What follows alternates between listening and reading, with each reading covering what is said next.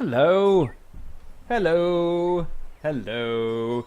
I'm just going to tweet that I'm doing a stream. There's people talking to me about things. Or are they? It went bop bop bop, but I can't seem to find anything that says that anything's talking to me. Hello. Dave here. Hello, Max. I'm just going to tweet there. You can hear me and everything, yeah? It's time for some little tiny knights and some little tiny pigs and woodcutters.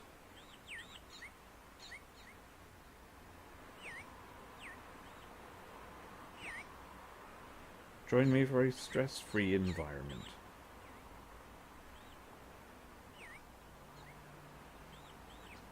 Twitch.tv /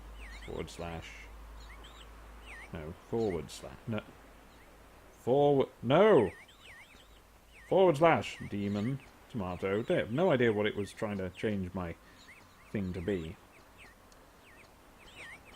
But there we go, I've tweeted that now.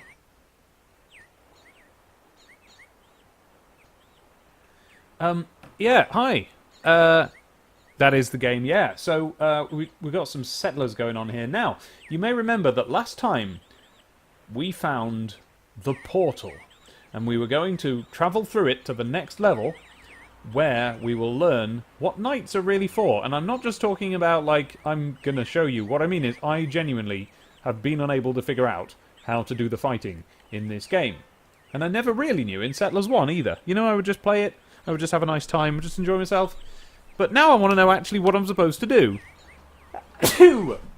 Oh, that's right, I'm supposed to have hay fever medicine. Forgot to do that, because it was all drizzly. Unfortunately, as you can see, we're still in the level that we've been in the previous streams, and that's because I guess I forgot to save or something. So we still have to wait for a night to occupy this house, and then we can go through the portal. So that won't take too long. I've sped it up to full speed, and I'll just adjust my... I'll just adjust... Pollen high! Hello there! It is, isn't it? I had that same trouble. Pollen high! Pollen high! Let me just put my microphone somewhere else. Well, that's right, and the reason I'm streaming early is because, basically, Max had already bagsied the 8 o'clock slot. And I saw no reason to fight him on that. Hello, Jimmy-chan! Pollen, pollen, pollen so high. Pollen high. Pollen high. Wait for him to have a little... What are the keys again? That's zoom. Good, good, good. So I'm waiting for him to do some building, so we've got to wait for some planks to show up, and there's some planks. Does he need anything else other than planks? Let's find out by clicking it and seeing if it says. It doesn't say. That's a shame. So I've been playing future Settlers games. I won't say which, because I don't want to get ahead of ourselves here, but this is very much supposed to be a series of streams showing you as many of these games as I've ever played. And maybe, well, no, not maybe, definitely also, some that I haven't previously played. Oh, can you hear that? Can you hear that? What do you think I'm doing? What do you think that is? That's me juggling a little juggling ball. Well, not juggling, just throwing it back and forth. Because... Hello, Mudfrost. Not really a rhyme to your name, Pollen High. I was singing Polly High from The Point, which is... it's an old album, and some insist also an animated short film. But ignore that for now, because it's not as good as the album, which is, it's a sort of a story. Just try it. The Point by, oh, I've forgotten his name. What's his name, Abby? Popeye Guy. Harry Nilsson, yes. I shouldn't have to remind myself who he is by saying Popeye Guy, because there's much more to him than that. But, no, I first knew him through this album, The Point, and it's just something you should go and listen to. It's probably on YouTube, knowing everything. Knowing everything, because I know everything, I imagine it's on YouTube. No, what I mean is everything's on YouTube, isn't it? At some point. Whether it's supposed to be or not, and you can get a little preview there. But of course I recommend buying the CD, that's what I've done. But you might not like it. It's a bit sort of 60s-y and hippie-ish and strange, and of course I think that it's brilliant. For those, among other reasons. Anyway, never mind, we're waiting for a knight to arrive and occupy this house, so that we can travel through the portal!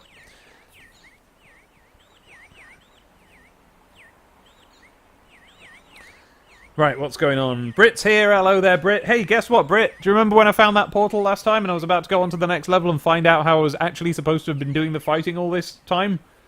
Didn't save, apparently, so... oops. And won't be chatting too much, because he's doing a bit of kitchen cleaning, have me on in the background. Good idea! Yes. You want a nice, calm environment while doing some kitchen tidying, don't you? And this will provide that. Here we go! Here comes the knight. All dressed in silver. Or tin. Who knows? And there it is. The second year began yesterday, and we seem to have succeeded in settling this island. The scouts report strange goings-on near the gateway. It appears a path has opened up that can lead us from this island. This seems to be the meaning of the riddle. We must settle in order to move on. We shall take a look. Perhaps all roads really do lead to Rome. Enter the gate. And here we go! Through the gate! And at this point, I... basically assumed, and I thought I remembered, that I would be able to, you know, go on a sort of campaign map and open up the next level without having to actively save a game. I was incorrect, but, you know, we've fixed it now, haven't we? Oh. Huh. Right. So, that's not, actually, it wasn't a decision of mine at all. It just dumped me here. Oh, I know, it's because it's the Roman campaign, and I was looking in the world campaign. Yeah, that's right. We've had 1. Let's go to 2. And you can skip those and go all the way up to 4. I don't know if that's because of something, or if that's how it originally was. I can't remember. Thank you, Abby. I've now got a cup of tea. Say hello to the folks. Hello. That's Abby. She's very good. No, she's very good. You should see her. The last few weeks, in particular. Well, no, that doesn't make sense. So it must have been longer than that. But in the last few weeks, we've really noticed and come to terms with how fast she is at her job. Because she's a comics person, mostly a colorist, sometimes a drawist, and also a children's book illustrator. And she's, like, today, pretty much, she's like, done the rough work for a children's book. And, like, when I say rough work, I don't mean, you know, like a stick man to indicate where a figure would be. Like, you could print them now. At least the couple I've seen. Maybe she hasn't shown me. No, she's shaking her head. She hasn't shown me some of the pictures. She's showing me one now. Yeah, that's a finished illustration. Do you not agree? Don't you think that's finished? I think it's quite good. So that one, you're okay with that one? I'm okay with that one. Show me one that you're not happy with. They can't see. It's just me. Mudfrost is asking if I'll release further episodes of Way of Kings. Oh god, yeah. Yes, that's the intention. I mean, I've got another one more or less edited now. It's just, it's basically, I've got a list. Honestly, I've got a list of priorities, and it's quite low on it. Not because I don't, you know, I know that you want the video, but not many people do. And so, currently higher on the priority list is getting my novel written. That's what I've been doing, and I fully and freely admit that it's been taking up a bit too much of my time. So, what I've been doing, let's just start this level. What I've been doing for my Patreon is I have been editing an interview that I've done with a novelist, a fantasy novelist called Garrett Robinson, in which we talk about the process of writing your first book, among other things. I mean, mostly we just sort of chat about his job. Cup of tea, lovely. But that is Patreon exclusive. I don't know if I'm going to turn it into a podcast later on, but for the time being, it's going to be a Patreon exclusive. That will come out in the next few days. So if you're on the Patreon, all tiers, you can have that. And then there will be further interviews with people. I've already got a couple lined up, and yeah, that will be quite fun. Right,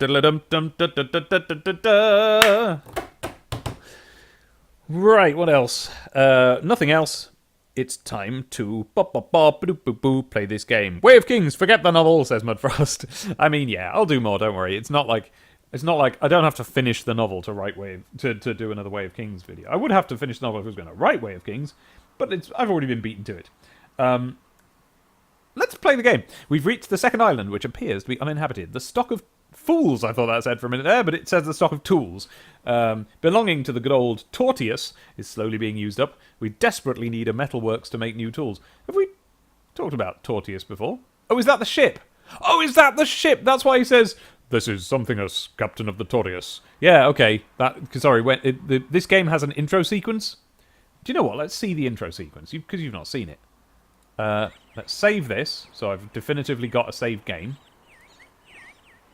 Let's put it on at the bottom. There we go. Let's do it again, just in case it went wrong in some way. Bottom, there. And then, let's go to the menu and see if we can't find the intro sequence. There we go. Check it out. Here's the intro. I don't know if this will be set up very well in the... It has crashed. Alright, it just switched off. Well, that's no problem, because I'm going to turn it on again. Now, what will happen is, at first it'll try and load full screen, which OBS is not set up to show, but then I'll tab out of it, and it'll weirdly... DOSBox will go all, like, confused. And it'll shrink it down. So here we go. So there'll be a couple of seconds at the start of this that won't go very well. But you'll get the general sense of what we watched as the intro sequence back in day. Okay, I've tabbed out. Board book of Octavius, captain of the Tortius. Yeah. The morning entry for the 12th The day Tortius. in the month of Mars in the 4th year of the godlike emperor Travianus Augustus Caesar. The Tortius is on course, driven by a wind from the southwest. Tomorrow we will have crossed the treacherous Sea of Storms. If all goes well, we will have reached the Latonic provinces in 4 days. Wow, yeah, I didn't understand a word he was saying in Second 1997 the same day. or whatever. Clouds are gathering on the horizon. And I'll We are admit, still on the Sea of Storms. not really today either. The gods. We are expecting a long and dark night. This was disconcerting because the intro to Settlers 1 had been this beautiful cartoon affair, which I might show you in a minute. The morning entry for the 18th day in the month of Mars. The storm pounced upon us like a predator in the night, and I had to throw out the drag anchor. Before terrible Throw out the nights, drag act? the wind That's not drove very us kind. into the darkness. Why'd you hire him in the first place if you think of them as The expendable lookout like was that? the first to notice the danger when a lightning bolt illuminated the fatally close rocks. Ugh.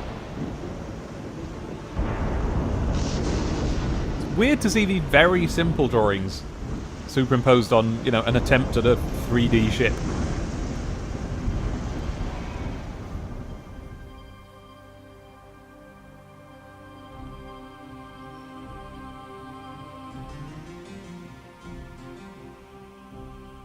The Tortius no longer exists. What remains of my trusty ship is now driftwood, sandy coastal bank of this unknown island. The stars tell me that we are nowhere near the familiar trading. Oh, look at him. We cannot hope to be found soon. But let the gods be thanked, we are still alive, and the island appears to be fruitful. You see a Tortius. I do not know if we are the It's only... flipped over onto its back and it can't get up, but you aren't helping it. Why not?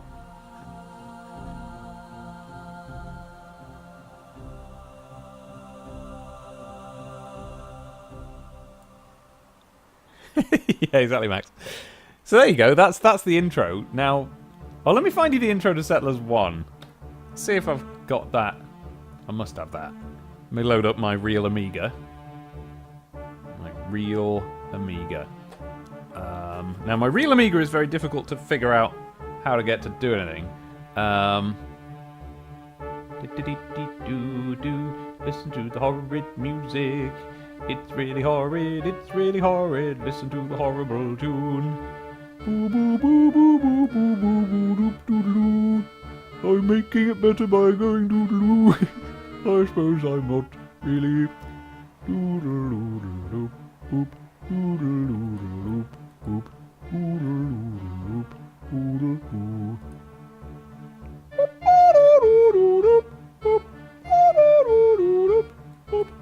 Ah, here we go. I'm just looking in menus. Sorry about this. The menu of my real Amiga. Sex Olympics? Sex Vixens from Space? Wait, is that game? Okay,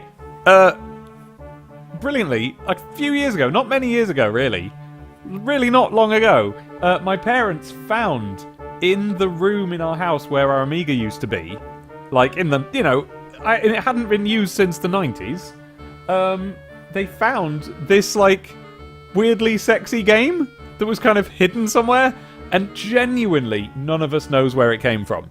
I mean, presumably, like the best guess I can think of is that it was me, that I had this sex game for the Amiga and I hid it somewhere so that my parents wouldn't find it.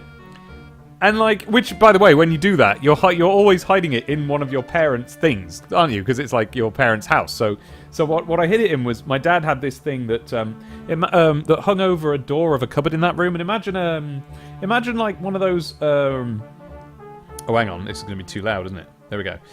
Imagine one of those bags that like a suit comes in. Do you know what I mean? So it's on a coat hanger and it's kind of a suit bag. Imagine that covered in pockets. So it's basically, presumably just a piece of fabric of some sort covered in pockets, but you hung it over the door by something a bit like a coat hanger, and in these pockets you put wires. If you were the sort of person who needed a lot of wires, which my dad was, because that was a room where he would record. He had music equipment in there and like 4-track and things like this, and he would record things. And so I hid it. Oh well, I say I hid it genuinely. Now I honestly don't remember this. This was news to me. The first time I think I've ever heard of this game was when this was discovered a few years ago. But it makes sense to imagine that I had this game and I hid it in one of these pockets thinking, aha, Dad hasn't been in these for quite a long time. This is probably good enough until I think of a better place to hide it. And then just forgot. But I don't think I did. I really don't think I did, because you know me, I remember basically everything that happened to me in the 90s. I remember it all. I remember all my hiding places. I remember what I hid. I remember, like, for instance, I do remember the time when someone did give me a rude Amiga disc, and I did hide it. But I hid it in my bedroom, in between two pieces of, like, cardboard that I was using as sort of a pencil case, essentially, but for, like, all my drawing equipment. And it never... That was it then. That disc was just there forever. I don't think it ever got put into an Amiga. Fortunately, I haven't seen the person who gave it to me since either, because I didn't like him at all. I don't know why he gave me this disc, but I felt guilty for owning it and had to hide it. Anyway, so I remember that. So you'd think I would remember this, but I don't. And it might be Sex Vixens from Space, which I've just discovered here in my folder. Because I've got, it's just like anything that started with an S. Settlers, here we go. Settlers. Disc 1. We shall put into drive 1. And then into drive 2. We shall put disc 2. Hang on. Wait a minute.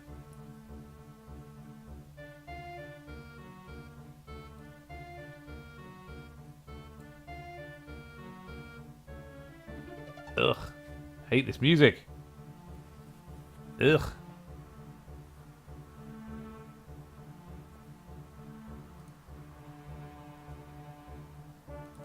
Okay, let's try that.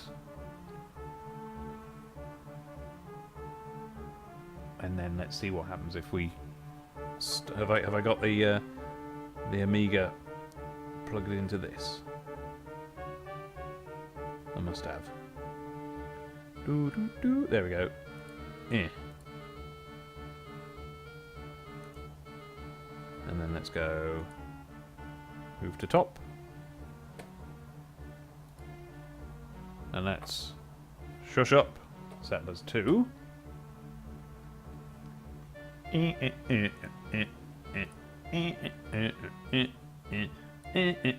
it's horrible. Horrible. Okay. And let's have a look at the Settlers intro. I don't know if this is going to work. Let's see. Let's see.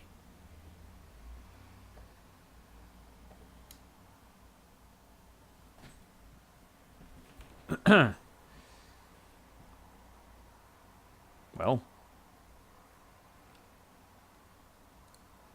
Aha!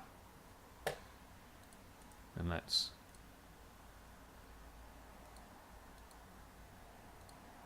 increase the size. Oh, it's actually...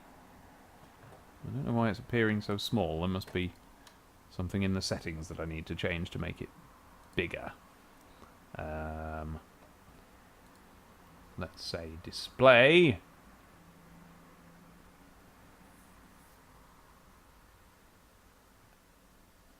And... oh. Let's just drag it. There we go. There we go.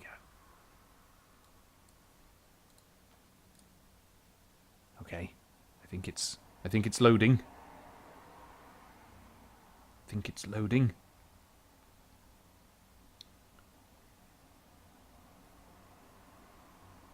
Come on. Hello, Ashurath Thresh. Here we go! Dum-dee-doo, look at this!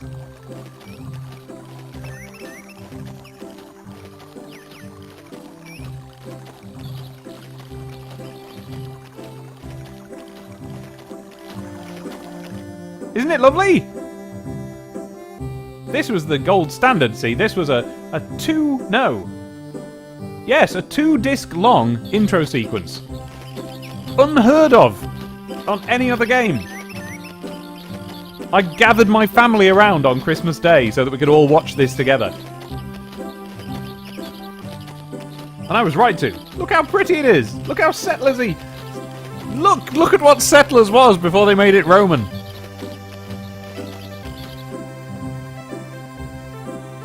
This is the discs currently, loading away. You have to allow for these long pauses. A-doo-dee-doo. Because, Brit, they were silly. Do-do-do-dee-doo-doo. But it's okay, because as the series goes on, it goes right back to being nice. Absolute revelation the first time I saw this. I could not believe it.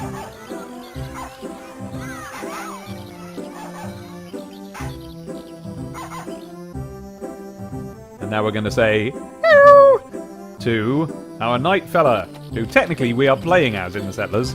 Here he is. Doink. Wonder what they used to make that doink. Look at his little eyes poking through the front of his helmet. Isn't that great?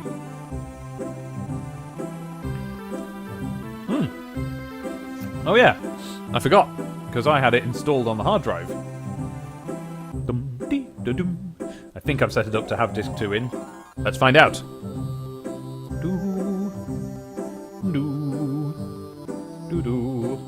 Evidently I've turned off the artificial, or rather I should say the real disc reading noise, so I don't really know if it's working. Oh, here we go. Here he is! Here he is. I think there was a picture of him on the back of the box, or maybe in the magazine article, that, review that I first saw. I fully associate him with Settlers.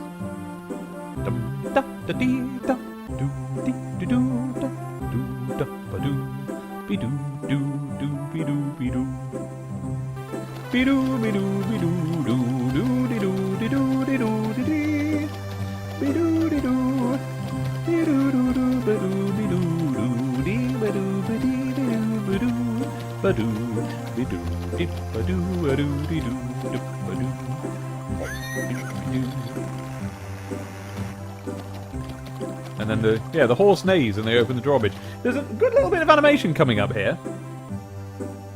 Or is there? Is that the end I'm thinking of earlier? No, here it is. See that?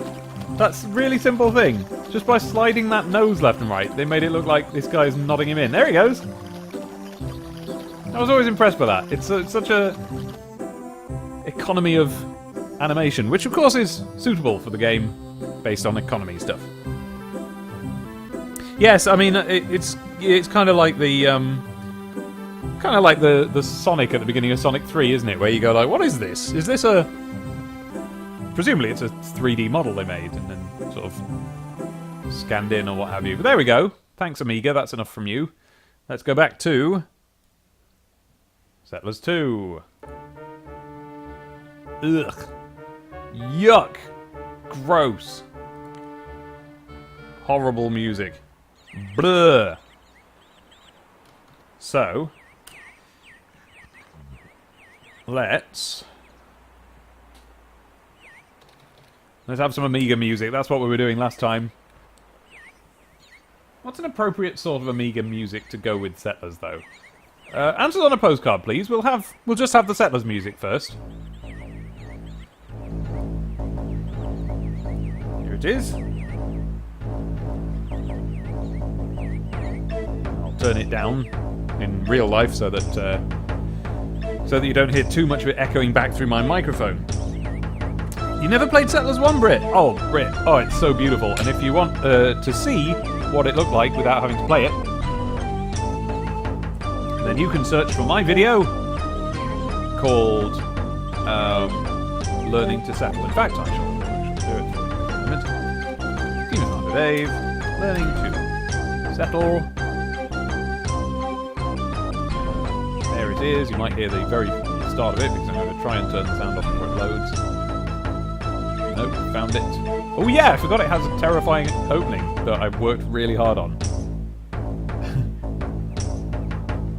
Yeah, okay. Sorry, I've made a good video about the game The Settlers and the game Anno, and everybody can watch it. There, keep that open in a tab later on. But for now, shall we actually play Settlers 2? Okay, so presumably, in this one, it's going to teach me how to fight. I'm sure it will. Oh, whoops, I didn't mean that. I've got my mouse set to too fast. So let's get rid of that. Wait, do I actually want to get rid of that? That's a perfectly reasonable place to put a barracks, isn't it? Cool, I'm not used to the controls because I've been playing other Settlers games than this in the interim. Wait, what's that? What's happened there? Woodcutter? Did I put that down?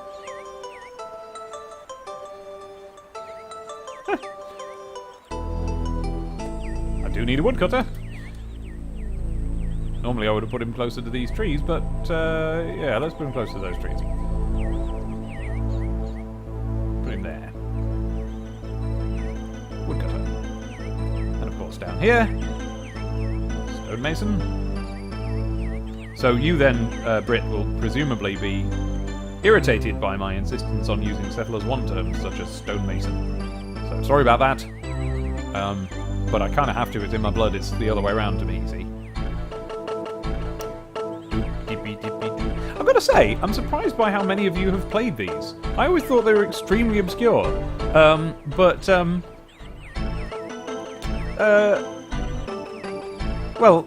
We know that Brit's played this a lot, and Matt earlier in the on the Discord was saying that he quite liked Settlers 3, which I'd like to get to pretty soon. Maybe the next stream will be Settlers 3. I want to see how this goes. I want to learn how to fight and then use that, and then we'll move on to Settlers 3, which I'm really looking forward to playing again because I hated it. Is that fair? Not really, but it is fair because Settlers 3, as you know, as I've expressed many times already and including today, although Settlers 2 was a perfectly good game and nothing wrong with it at all as a sequel to Settlers, it lost some of the lovely rustic medievalness that I liked and that was kind of the draw in the first game. Now, of course, I also liked the gameplay, so that was all here, so it's fine. But Settlers 3, almost I was like offended that it called itself a Settlers game because it just threw away the concept, which I think of as central to the Settlers, which is that you build these houses and you connect them up with roads. You don't do that in Settlers 3, you just build the houses, and the people just wander about. Now, I think I was being a fusspot because they do kind of create paths just by walking, and presumably that is... what was my problem? I don't know why I was so into the paths. I think I just was. I think I just liked the way they looked. So yeah, I was very disappointed to see them go in Settlers 3. But then Settlers 4 came out a year or two later, and I remember quite enjoying that, even though my other memory of it is that it's basically exactly the same as 3. But just, with a couple of I don't know, some sort of tweaks. My memory is that it's exactly the same, but I just somehow weirdly liked it. So maybe it's got a couple of tweaks that just take the edge off, I don't know. But we'll find out. So Settlers 3 and 4 are going to be pretty similar to one another, but we will find out. Oh, and also, somewhere along there, I don't know if it was Settlers 3, yeah, I think it's Settlers 3, they switched to like Mario RPG style pre-rendered 3D sprites. So so it looks very awkward. You know, the settlers that have been these lovely, sweet little pixelated guys suddenly become these awful, ugly, early days 3D models. Anyway, but you're not supposed to peer at them too closely. It'll be fine. It'll be fine. Did that guy just pick his nose? Did he then eat it? I've never noticed that before. Great, we've got a source of coal, we've got a source of iron. We've got iron all over the place, actually. Alright. Where shall we put what? There's a rich bit of iron there, so we'll put it there. And, oops, over here. I'm used to... because it's one of those games where if you hold the mouse button and move left, the camera moves left, and that's not what I'm used to with most games. So I'm always going to take a while to get used to that at the beginning of any given play session. Water. Lovely. Oh, we advanced a short distance northward and came across a fellow countryman. He was the only survivor of another shipwreck, and he's very happy to see other humans again. We were also pleased. The man is a brewer. Oh, if we ever get into warlike disputes, beer will lift the courage of our people. The soldier needs much more than just a shield and a sword. He needs to be wasted. The man also tells us of ruins that he has discovered on the island. I fear that before long we will need to be more careful. Hope so, because I'm here to learn to fight. Fighty, fighty. Fight, fight. Fighty, fight, fight. Okay. Great. Great. New building type. Brewery. I guess that's where the brewer lives. Okay, well let's go up there and say hello to him. Wait, first let's see if... Oh no, it's all houses there, so I don't need to be careful where I build my road.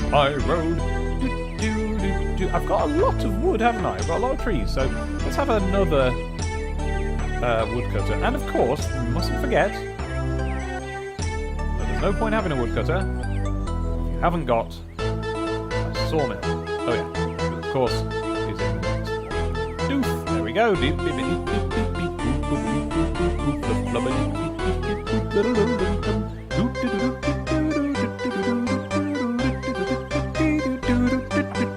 Sorry if my microphone gone out.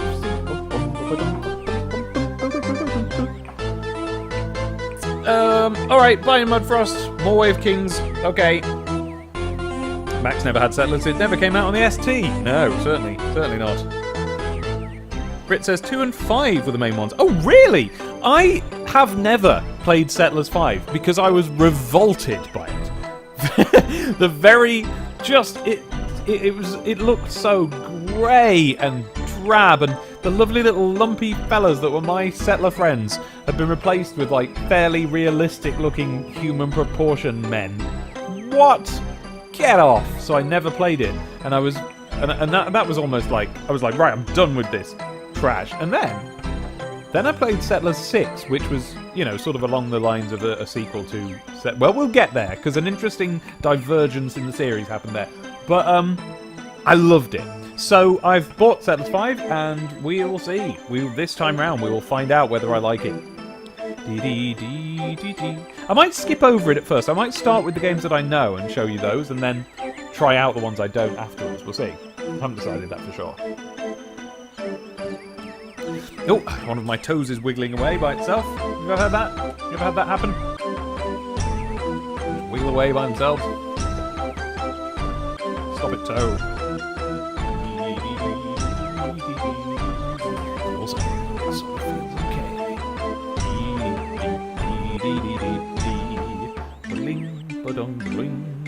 Brett says, oh, I felt the exact same way about Civ 6. No road with it. Brett, I have never played Civilization, and I have an offer from a much bigger Twitch streamer than me, Fuzzy Freaks. She is going to show me how to play Civilization. We're going to have a bit of a joint stream. Don't know when that's going to be, but look, here I am streaming these settlery games, so maybe it can be part of that. Yeah, there's going to be... Civilization's going to be in this. That's a Settlers type game. I've never been able to connect with it at all because, well, you can see the kind of game I'm into. This is where I learned about this sort of game, and frankly, Civilization takes Like, okay, so this game, if I move, I've shown you this before, but if I move my pointer around, it hits these particular points, and that's because the whole game map is actually divided up into hexagons, or at least it was in Settlers 1, maybe they changed it, but I think it was, and I seem to remember in the editor, that everything is made up of hexagons here. And they're all different shapes to imply the lay of the land going up and down. You can see a bit of shadow here, and you can tell that the land goes downhill there and uphill there. And that's all done with these tilting these hexagons. Actually, there's a good one. Look, you can see this one. Can you see inside this sort of circle there's a hexagon of different colour material?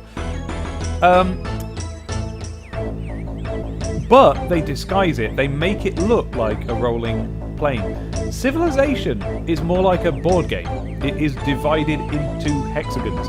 And as a result, I can't get into it. It's got this layer of abstraction. So in this, a knight is a little man, and that's a knight. In Civilization, you get like a little man that represents an army, and it's supposed to be a little troop going along. No, I'm not.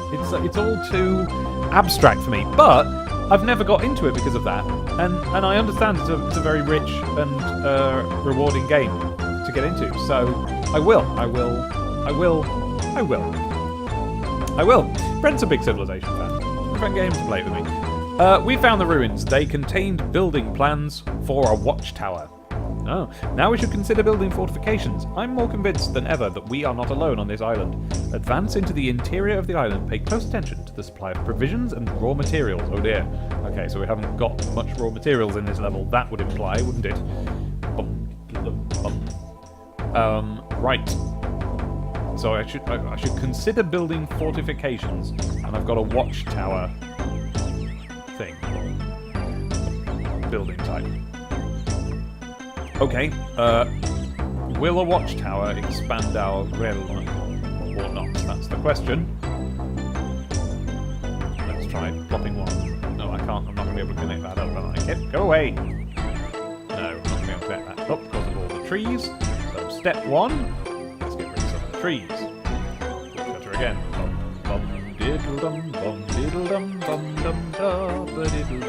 Step two, let's try a watchtower.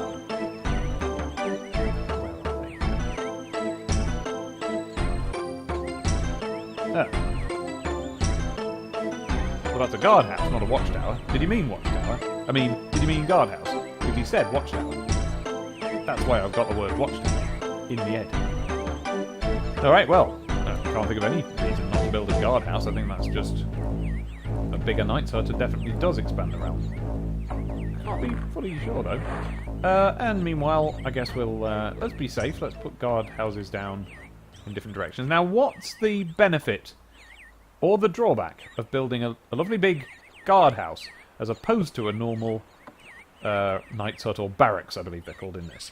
I don't know, so I can only imagine that they cost more resources and that I have basically foolishly ignored his pleas to watch my stocks by night. So let's have a little look. We've got not enough wood, but plenty of wooden planks, so that's okay. Plenty of stone. We're alright, we're fine. Okay. Oh, we've got swords and shields. That's good. Take out from store. Oh, really? Stock storage. Cool. So if I wanted to, I could just...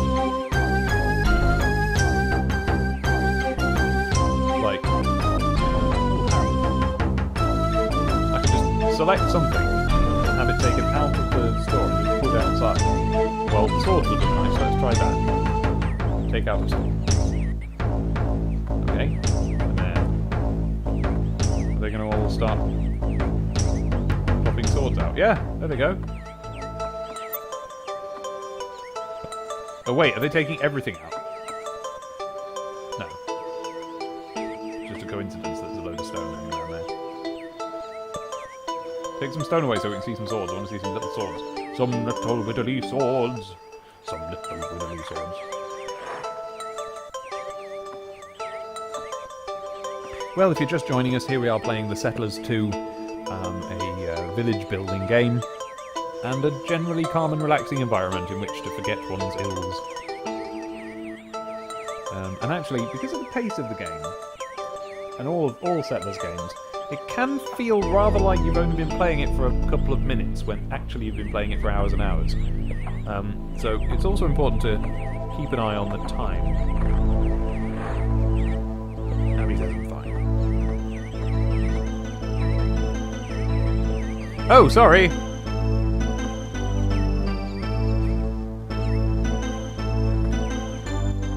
Sorry. Thank you, Max. The music was on too loudly, so if you couldn't hear me when I said, so if you're just joining us, this is The Settlers 2, a lovely, relaxed village-building game and a calm and relaxing environment. I said, if you're just joining us, this is The Settlers 2, a lovely village-building game and a calm and relaxing environment in which to spend a bit of time in a wild world. That is to say, our wild world. This world, not very wild. And that's why it's nice to be here for a while. To while away while in a non-wild world. Right? Lots of little mushrooms, look.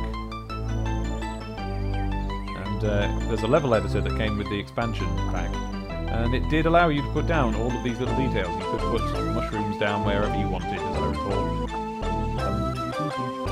And rabbits, you could unleash a barrage of rabbits all over the flipping world place. You'd love Civilization, says Brett. You can get a Steam Workshop mod for more realistic units. How does that work? What? Did you hear that? The music skipped in a way... Yes, I was right. In a way that if you rip this music from the game, The Settlers, and try to play it as a mod, as a dot mod, which was the not as a mod like for a game, but a dot mod, which was the file format for music on Amigas. On a PC, it tends not to work. There's some command somewhere in the tune that slows the music down now and then, and yes, sure enough, YouTube has skipped to a version of the music that does that. So let's go back to the good one. No, let's not. Let's have a mix of Amiga music. Amiga music compilation. Yeah, let's just have random Amiga music, shall we? Why not? Which one should we listen to? The best Amiga 500 music compilation? Or we could have Amiga 500 music compilation 3 hours of nostalgia part 1? Or we could have the perfect Amiga game music compilation over 3 hours. Best of Amiga Music, Volume 1. I was going through some old hard drives of mine, and this time I found 2 albums full of Amiga music. Brackets, best of Amiga. I don't know, that seems a little bit auto-generated to me, because they weren't in albums. Let's have this one. I'm just clicking a random one called Amiga Game Music, Volume 1. Let's see what's in there. Oh. Gosh. Alex Menchie presents this. He's got a little intro for himself. That's not what I came here for, Menchie.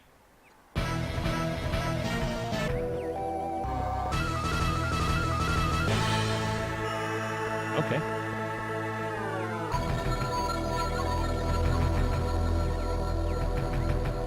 Ooh, there's one here somewhere on this list called Super Frog Preview. Let's skip straight to that. What does that go like?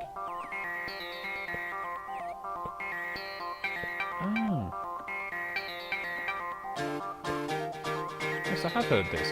Anyway, no, I'm not using that one because that all seems to be like Amiga games that were a little bit more frenetic than we're looking for. So let's go for a generic. Oh, let's just go for that one there. Oh, that's very Amiga-y. All New World of Lemmings?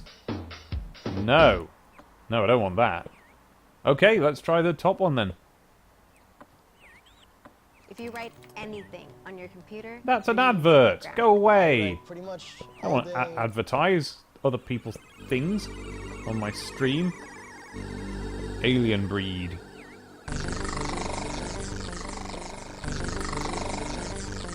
Okay, well, let's stick with that, because I should be playing some Settlers round about now.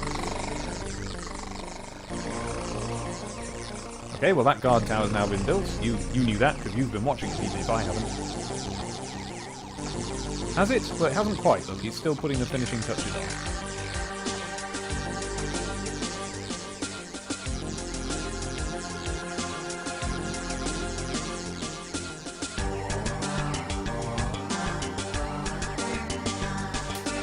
Oh, Brit already watched Learning to Settle and doesn't need any coaching on what settling is. Like, that's good. Speed this up so that our little knight goes up there.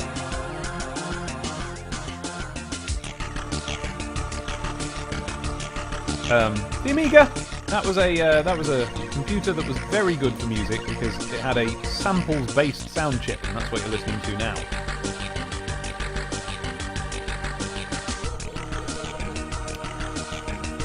We have found the ruins. They contain building plans for a watchtower. Yes, what is the origin of these structures? Who built them? I fear that peace will soon be at an end. Advance into the interior of the island? Yes.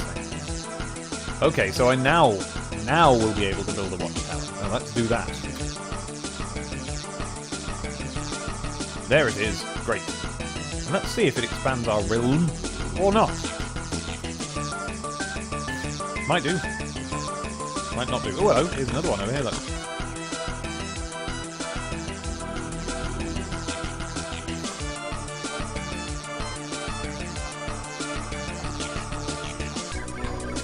And it's about this sort of time. Oh, whoever is or was on this island knows all about the building trade. We found the ruins of a mighty fortress of exemplary construction. Our architects have already drawn up a building plan. Oh, really? I can build a mighty fortress. I can build a mighty fortress clattering above me. Well, I can't build it there because there's no room. Oh, there it is. Oh, flip.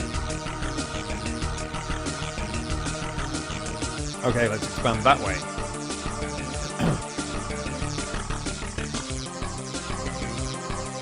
It is at about this time, and that doesn't mean anything, because it's not as if there's a certain time every day, but it's now a certain time, and it is at that certain time, i.e. now, that I'm going to have a digestive biscuit. Have I told you the story about the digestive biscuit? One time when I was a child, and my younger brother was a younger child, he came into the living room where I was sitting, and he said, "Ooh," he made a big loud honking noise. Can you hear that? And he said in a conspiratorial voice, he said, and he was clutching a digestive biscuit, and he said, "I'm going to have a digestive biscuit, and you won't notice."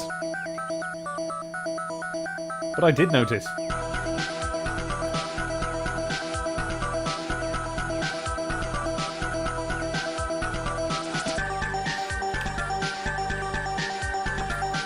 We laughed at the time, but I don't know if I should feel slightly sad about that, because all he wanted was to secretly have a digestive biscuit, and he was so excited about secretly having a digestive biscuit that he blabbed. And so, of course, he didn't even get the simple pleasure of a secret digestive biscuit that I didn't notice. Everyone else in the world didn't notice that he had a digestive biscuit. But I did, and it was only me he was trying to hide it from. I hope it was meant as a joke, but I don't know whether he can remember or not. He can remember the incident, but mostly because it was so funny and has passed into legend. So I'm going to have a digestive biscuit, and technically, if I wanted you not to notice, I could pull that off. I could silence my microphone, but I'm not going to. You might hear it. Here it comes. You probably didn't hear it. They're not a very crunchy biscuit. Digestives. They're quite, well, they're quite soft when it comes down to it. You know, for a biscuit, for a solid. Oh, nice though. Digestives. They're like a basic biscuit. Sometimes that's just what I want. You know? Makes me think of, you know, children's BBC after school and stuff like that, you know? Just a basic biscuit unit. Lovely. Oh, really? I tell you what, I'll actually turn it down over here. There you go, how's that? What's the volume like on that now? And now, put my headphones on to prevent sound leakage. There you go.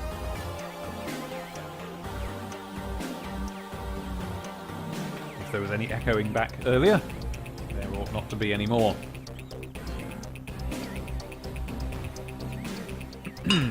I'm going to have another digestive biscuit, and you will notice. Because I'll go on and on about it at some length.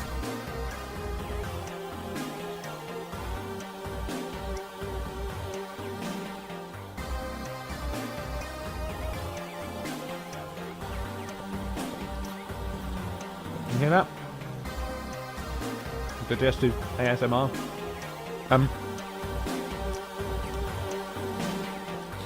This music is the game Assassin.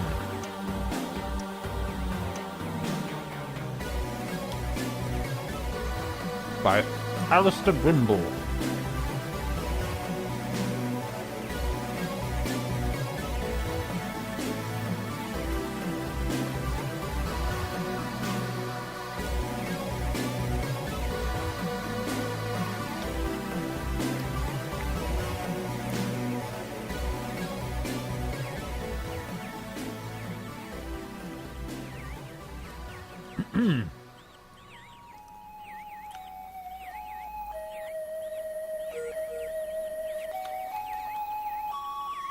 Right, well.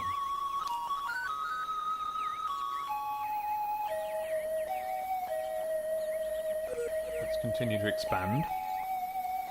No sign of any actual enemies yet, so I don't really feel particularly driven to have strong night huts.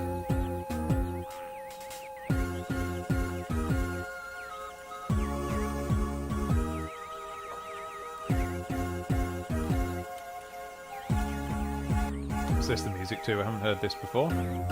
Navy SEALs, apparently.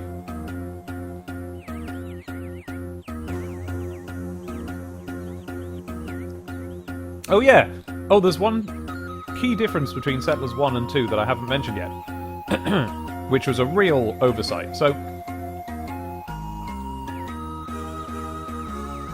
in Settlers 1, whenever you completed an action such as usually like finishing a road, or possibly even just finishing a road, connecting it up to another flag, it would go, yep. So you go click, click, click, yep, yep, yep, and if you couldn't do it, it would go,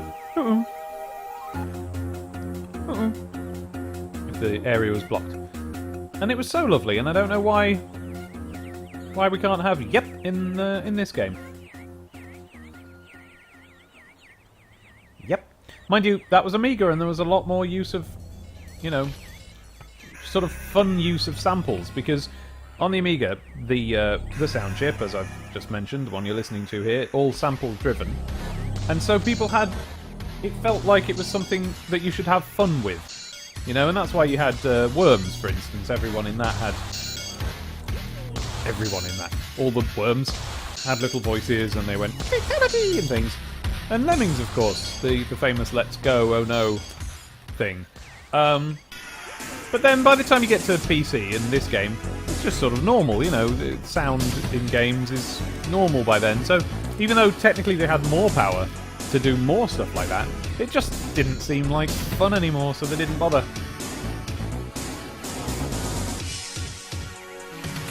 Might as well have some more iron, mightn't we? Oh, what are my stocks like? Loads of wood, loads of stone, so that's alright then. So, it's probably about time I started getting some farms put down. Let's have a look. Where can I put a farm? There's a little gap there. Can I put one there, or... What have we got there? Is that a woodcutter?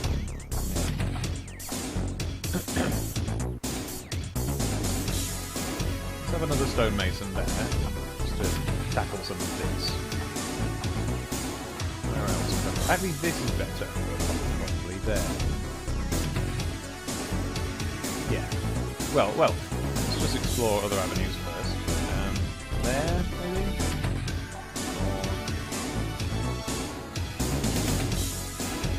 Oh, down here.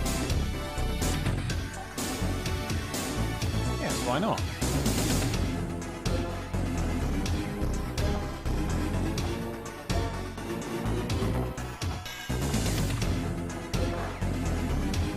Oh dear, Brimble. That's not quite in tune, is it? If that's his fault, or if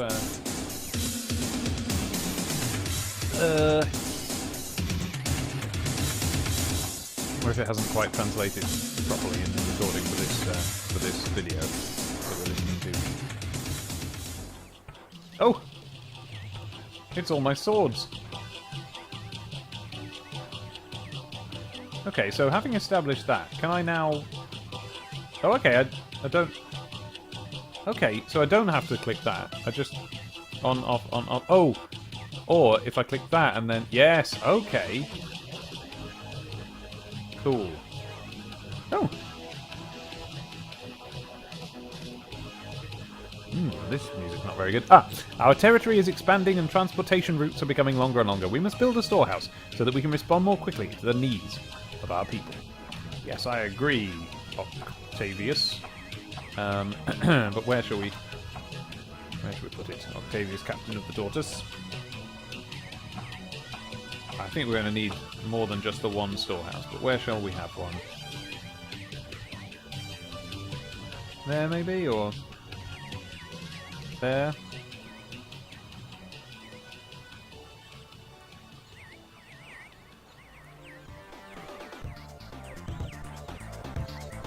Back down here.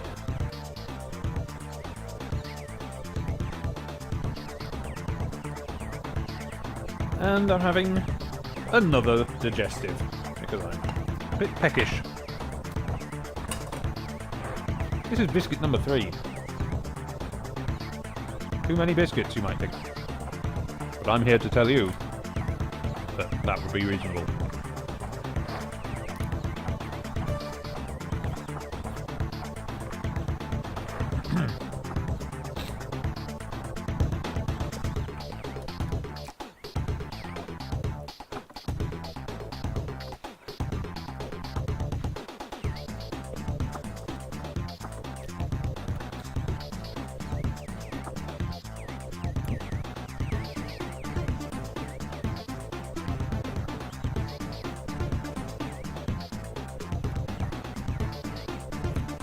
Wait.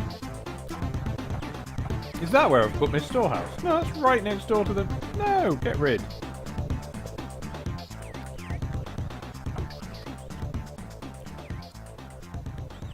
There we go, we'll have it up here. Oh, it's actually useful.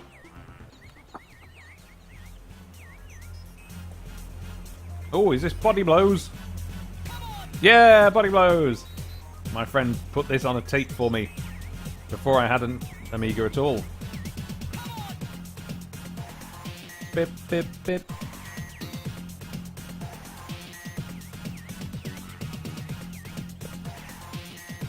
Body Blows was a dodgy, Street Fighter 2 attempt. But this music was good.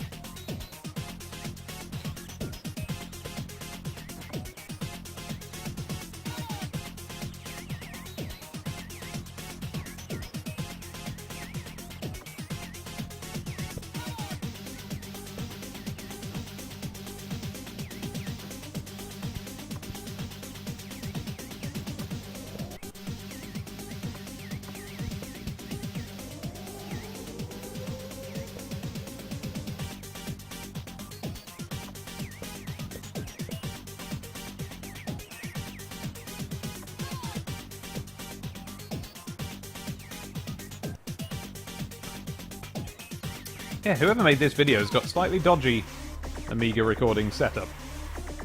Not all the samples are playing properly.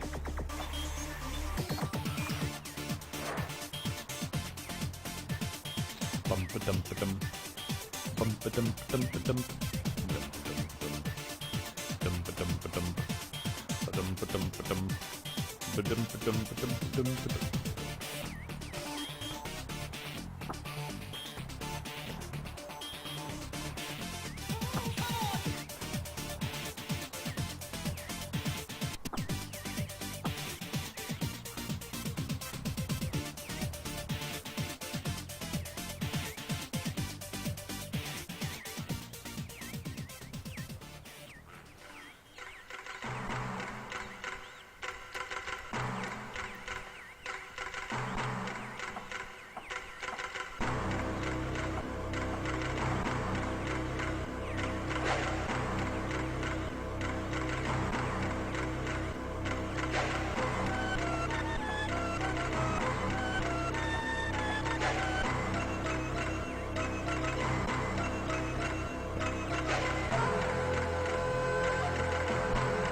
Oh, I missed that.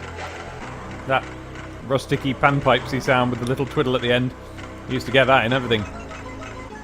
My fears have been given further confirmation. My men found a ragdoll and 2 spear tips of the type customarily associated with the Nubian tribes. These artifacts do not appear to be very old.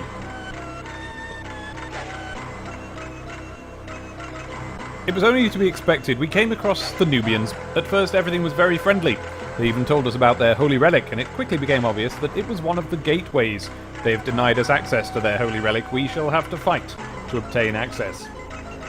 And sure enough, look, there we go. There's a doll and a spear tip. The doll kind of looks like a skull-headed thing with fries coming out of it, but I don't know. Oh, here they are. Here's the Nubians. Okay, well perhaps it's time to build our first fortress then, up here.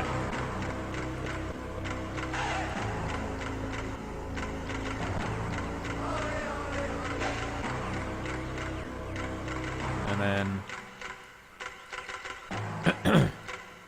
let's expand up here.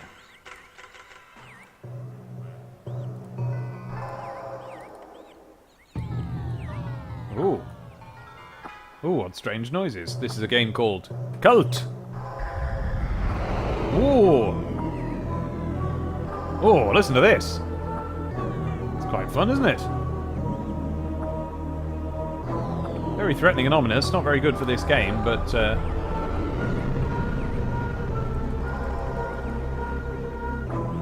oh yes, I ought to save. No autosave in this.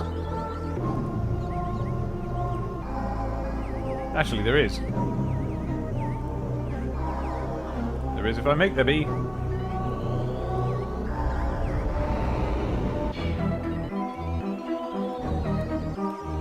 Oh, this music's really interesting.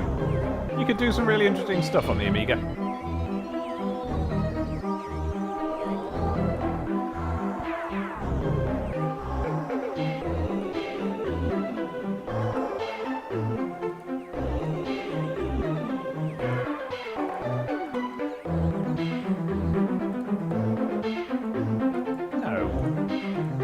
Rubbish.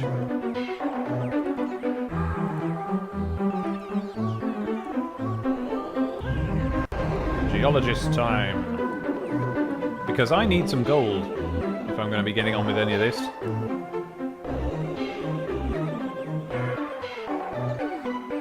Is it disrespectful of me to build my fortress on top of a doll? Probably is.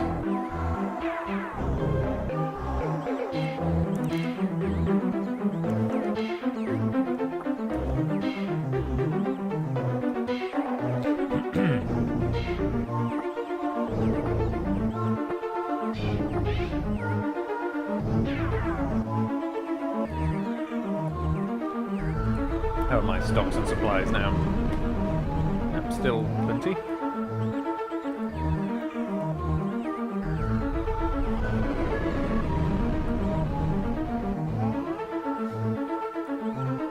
So while we wait for all of this to build, I'll tell you about something that's been happening recently. I've got a live show in Leicester, which is a 2-hour drive away from me. Now, you may know this about me, you may not, but I can drive, and I have a car, and I'm qualified to drive.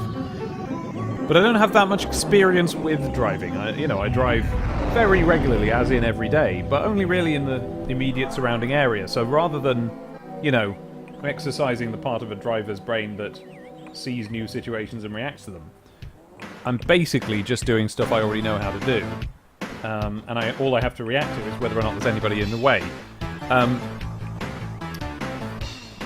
haven't driven on a motorway yet, for instance, so I've never been the driver on any long journeys. That's always Abby. Well, I've got this live show coming up on the 2nd of September in Leicester, and every year I do this, and Abby drives me there, and we stay overnight, and we come back home. But this time, she can't get the time off work. Because it's for a good reason. Another co-worker is getting married, so they can't spare the staff. So fair enough. So I have to basically drive myself there, and this means that I've got to have practice. I've got to get to a point where I can do a 2-hour drive, which isn't too bad when it comes down to it. I mean, my driving lessons were 2 hours each. But, you know, on my own, on foreign soil, as it were, on roads I don't know or recognise. So I've been doing some driving practice, and one of the ways that I had driving practice was that the other day we went to the Trafford Centre with me driving. Now, the Trafford Centre is a big shopping centre, or mall, if you like, here in Manchester. And and to get there, there's some, you know, it's fairly easy, but there's some roundabouts and stuff. It's, you know, stuff that's, like, not terrifying, but a minor challenge for people who aren't very used to driving. So I went there, and it was set to hard mode.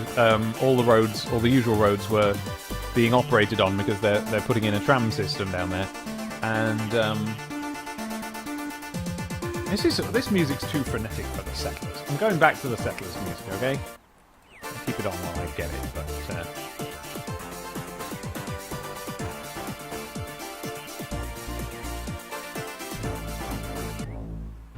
there we go. That's more relaxing, and I'm trying to be relaxing.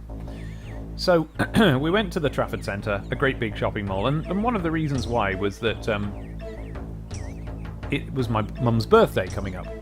And it's very difficult to buy anything for my mum's birthday because she doesn't seem to want anything. She's pretty much sorted out for material goods. So, you know, sometimes you'll come up with a fun idea for her to say, you know, or maybe she'd like this, or I'll get her this because it'll remind her of that, or what have you. On this occasion, couldn't think of anything, so I just straight up phoned her up and said, right, what shall I get you for your birthday? And she said, well, she has a certain tea cup or mug that she likes, and it's a mug, but it's kind of like in the shape of a teacup. You know, it's got a little base on it, not unlike you might see on Chip from Beauty and the Beast, and it's got a teacup style. The rim of it, the lip of it, curves outwards slightly and is thin. And she just likes that, and she's used to that, but it's getting all chipped and broken, and it's time to replace it. So, well, we thought, well, of course we'll be able to get that from the Trafford Centre, a big shopping centre, full of shops. It has a whole area that's just for, like, home stuff shops, you know? Like, you know, furniture and kitchenware and cups, you'd have thought.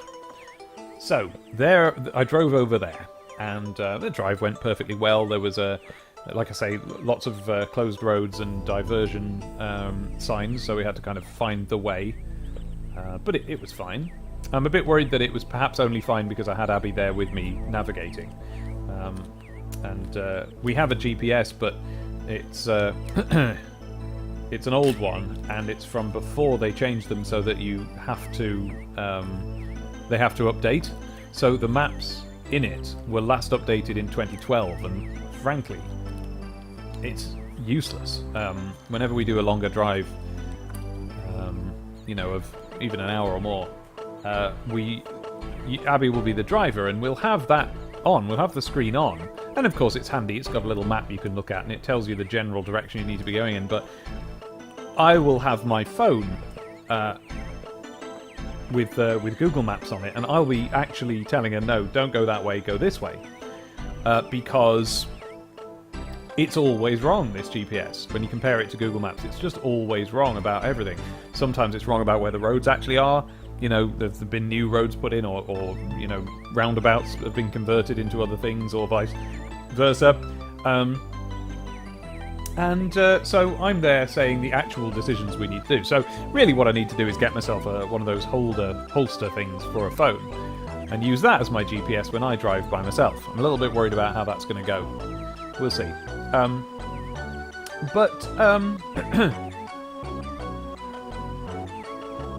Look at all these nights. I'll have to fill up our... There's the bit where it goes wrong in the other recording of this. Anyway, so we drove over there. It was fine. There was one moment where we thought we had to take a different turning on the roundabout, and I couldn't just go all the way round, so I had to do a little swift manoeuvre to get into the right lane that perhaps would have been better if I hadn't. But it was fine. And... okay, that does expand your realm. Cool. Cool tools.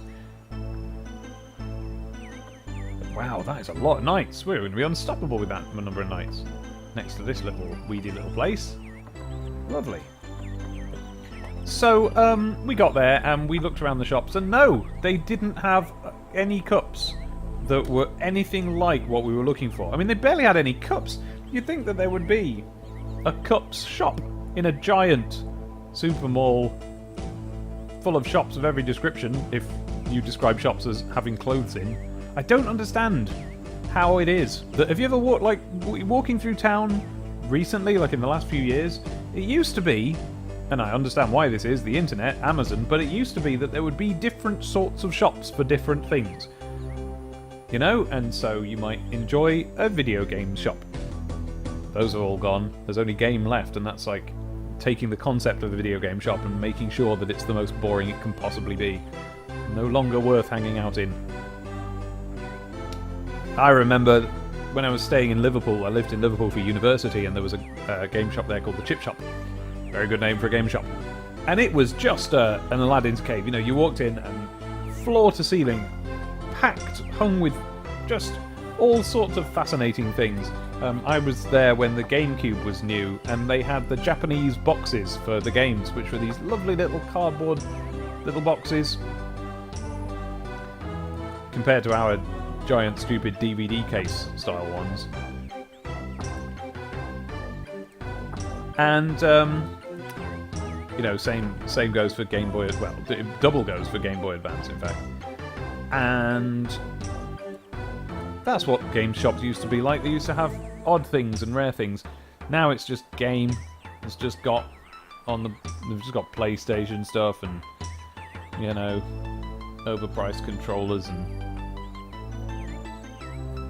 you know, a key ring in the shape of Pac-Man, just sort of stuff that's, you know, it's really boring now. But anyway, and there used to be all sorts of shops for different interests. Not anymore. Now there's only clothes shops. And in the case of the Trafford Centre, furniture shops as well.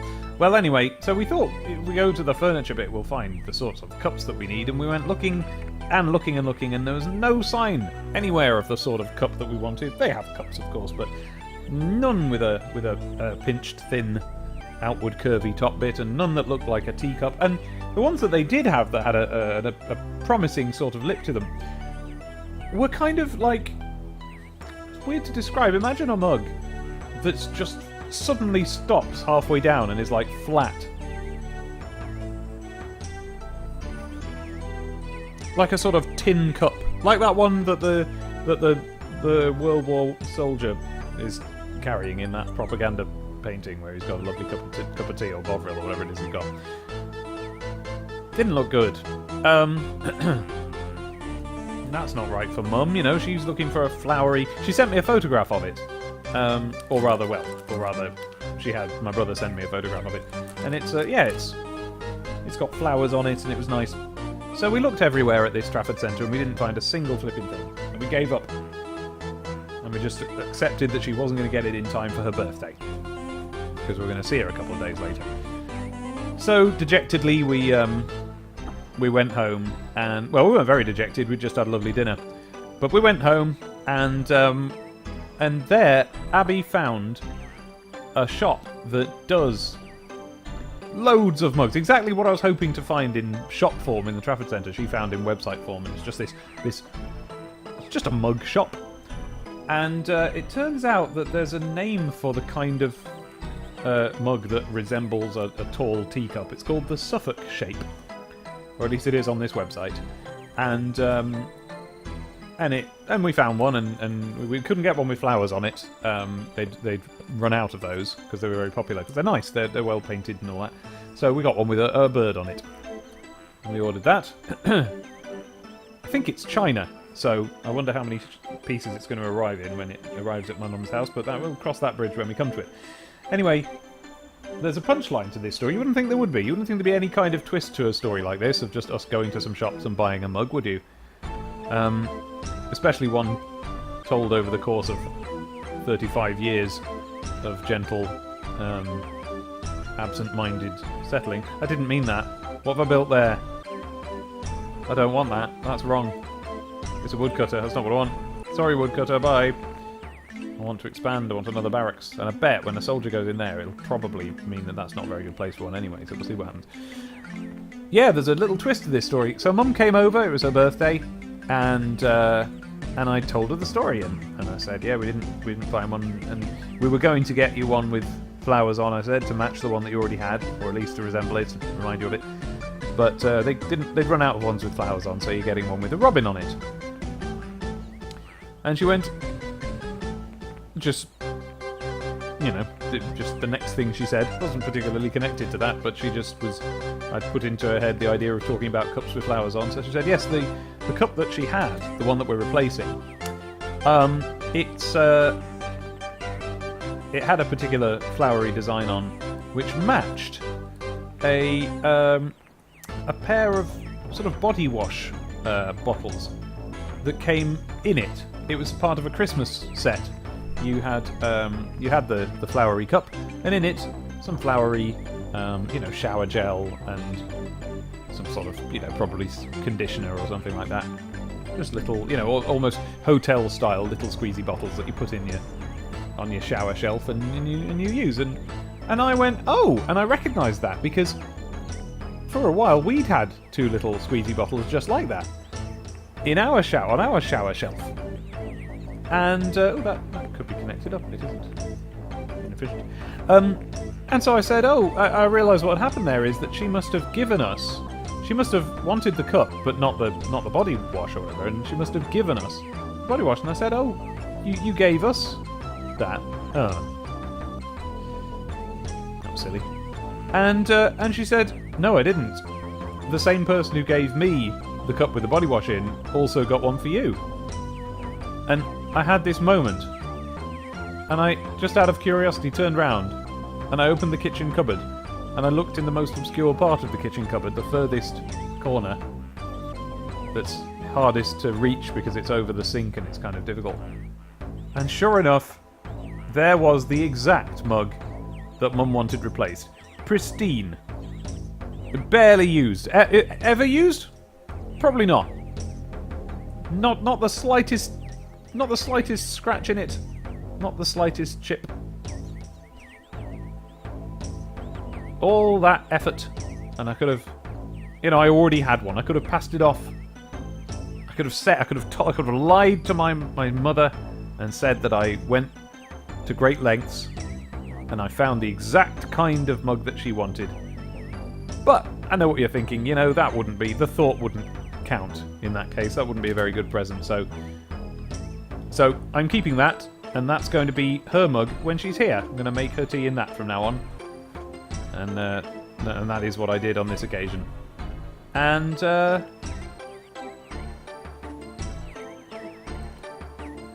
now she's got a nicer mug. It is a nicer mug.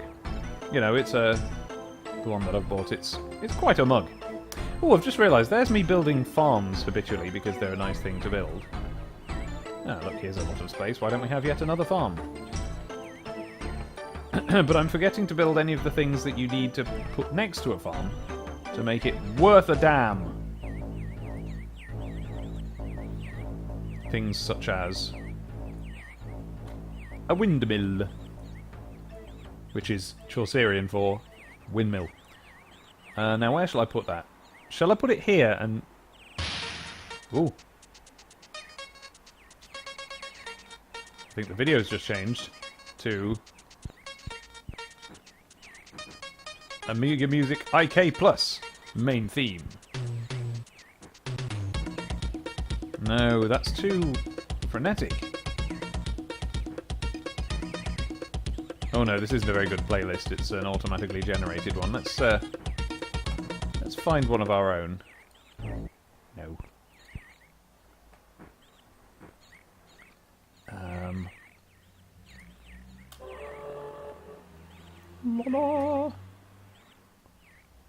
Let's try this. Ah! Same exact tune, but this time at the beginning of a compilation. Doop, doop, doop. Oh, I better be careful that YouTube doesn't autoplay. I'm going to switch autoplay off, because not far down in the list is the Beatles album Rubber Soul. I don't want to get my channel pulled for playing Rubber Soul on it.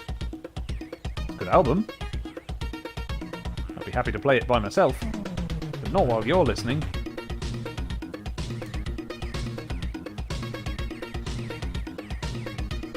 I know what we need.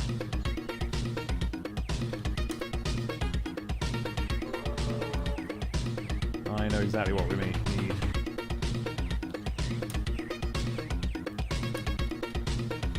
We need the music of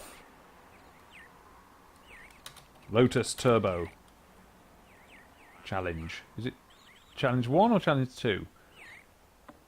There was, or is it Jaguar XJ220? There was a game that had lovely, gentle music, even though it was sort of fast and kind of carsy.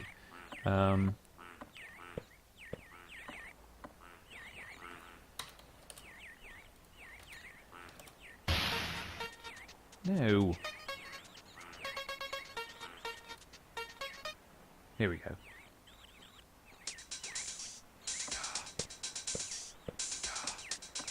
Is this it? Bam, bam, bam, bam, bam, bam.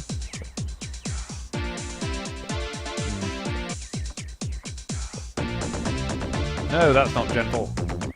Where are you, gentle Lotus music? Or am I thinking of Jaguar XJ? Oh, that's nice.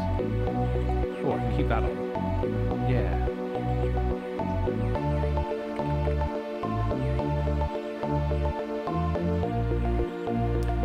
I was probably talking about something a minute ago, wasn't I? Oh, I know. I was going to make some farm stuff. So there's a farm. And I've got lots of farms, so it doesn't matter if he hasn't got all the space in the world. So, yes, let's put a windmill down, and let's put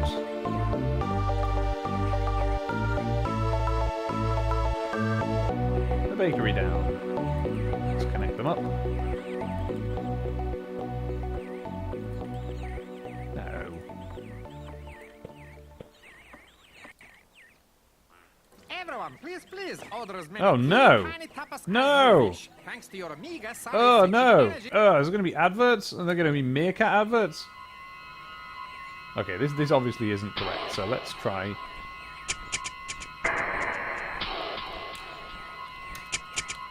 Maybe it was Jaguar XJ220 after all.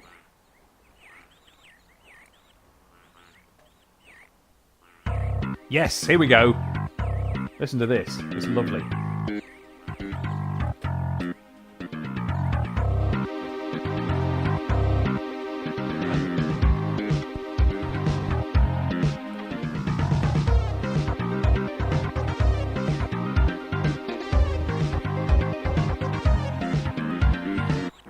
Well, that is lovely, but it was a little bit muted and what's the word I'm looking for? When you not compacted.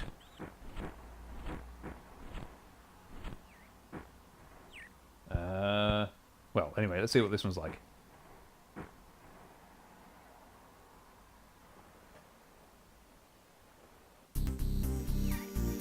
Yeah. Hey. Yeah. Lovely. Here's 8-Bit Star Fox. Hello, 8-Bit Star Fox. He says, I'm really happy today. My younger cousins came over. And I only see them for a few days every 2 years. And for the first time, I kind of felt like an older brother and had to look after them. Oh, that's nice. Oh, that's nice. Yeah. No, this isn't right either. Compression. It's compressed, that's right. Let's try this. Different sources for the same music. Come on then.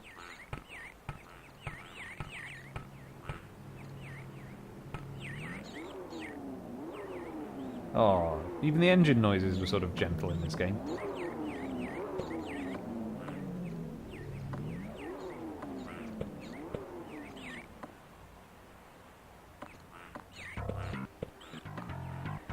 Promising.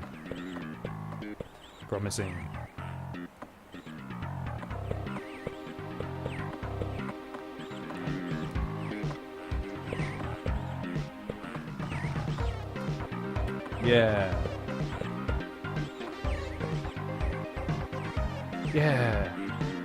It's gentle. Oh, hello. Who are you? You're a woodcutter.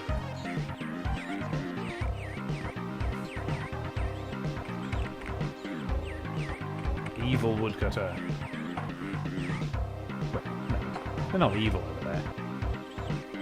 Well, they might be.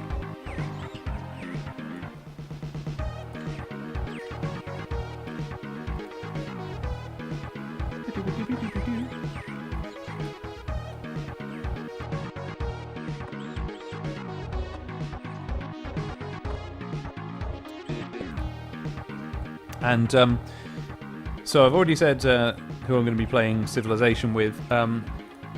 We also have a long-standing intention to join up with to join up with Emelian and Tekid and play some Age of Myth, which is another one of these sorts of games. I'm going to need to cut down some of these trees before I can progress any further. I actually do want a woodcutter this time.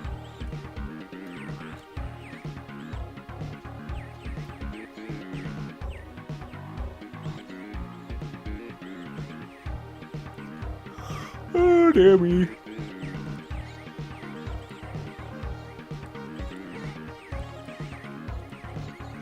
Oh, listen to it.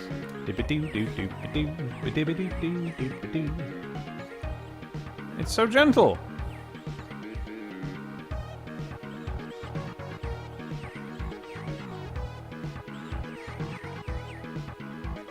This is the music to a car racing game on the Amiga, and it was perfectly devised because it kind of, you know, the music is fast, and it does remind you of sort of racing in a sense, but the sort of cruising along kind of racing.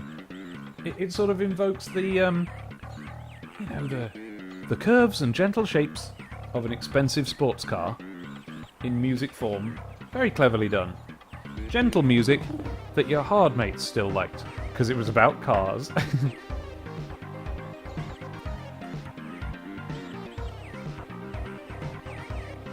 Tell me if it's too loud or too quiet or anything like that. Alright, what am I supposed to do? Get farming, I suppose. Oh, look at that. Oh.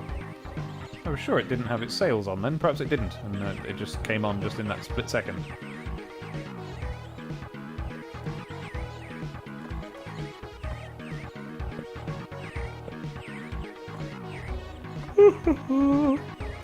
Come on then, farmer. Plant some crops. This farmer knows what to do. Diddly-boo-doo-doo. Well, why don't we have another mill over here?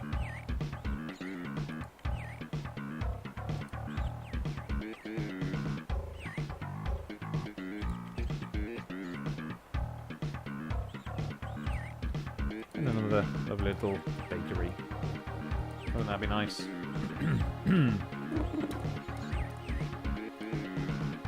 Yes! Where? Where? Gold. Brilliant.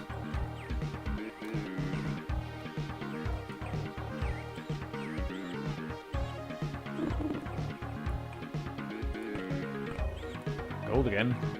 Yes! 2 sources of gold. Sources, not saucers. Gold doesn't come in saucers. That is not a unit of measurement for gold. Oh! Ah! It simply moved on to the next track. Listen to this. Lovely, gentle bass. Yeah.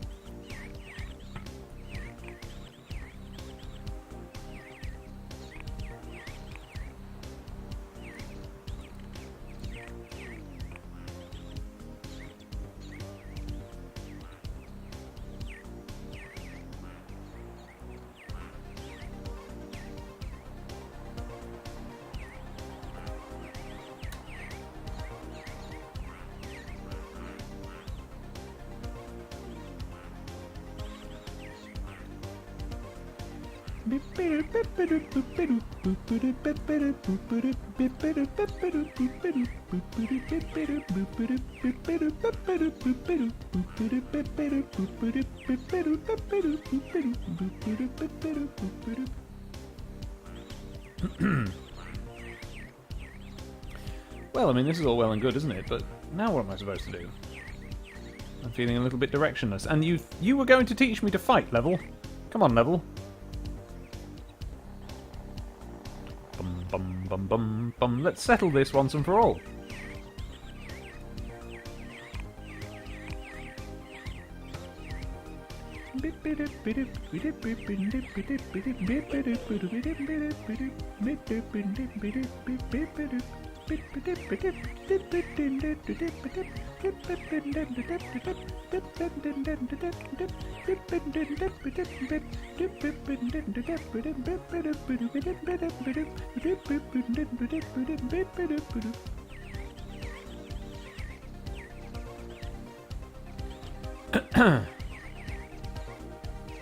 Okay, what haven't we built that we might need?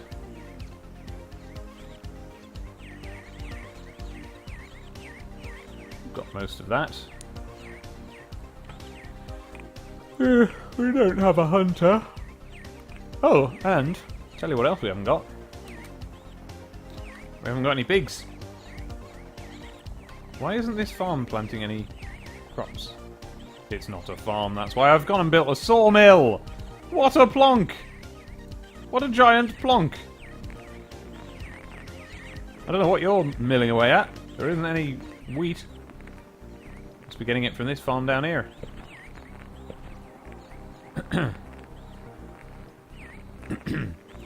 Oh, look. Let's just take a moment to look at all the little things being carried around. Look, these guys have got planks of wood. That guy's got a little bit of wheat. A sheaf of corn. It's quite a sight, you see. A golden sheaf and tall. These are green and second rate and really rather small, but they're going to grow. We just have to leave them long enough. Wow, this is taking a while. Speed it up.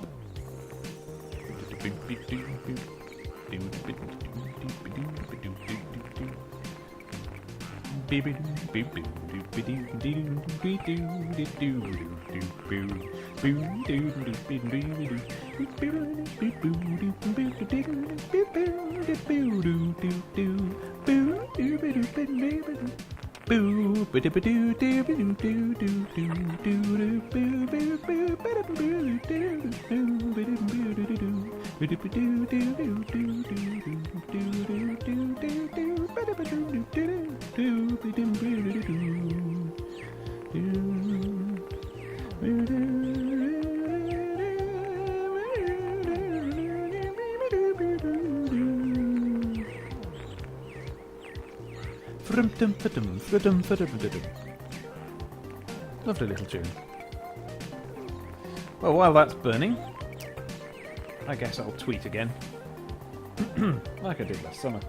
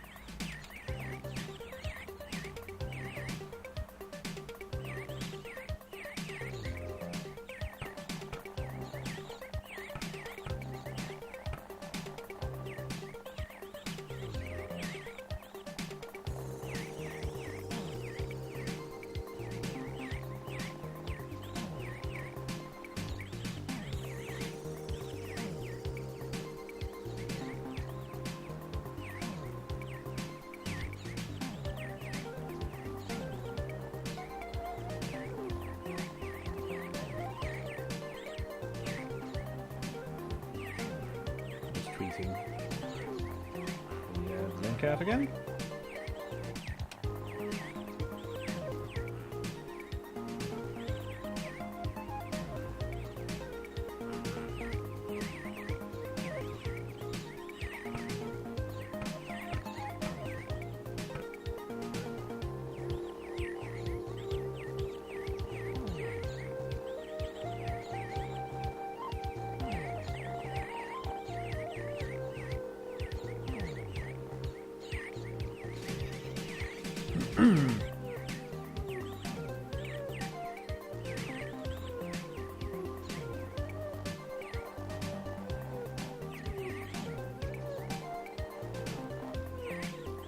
Okay.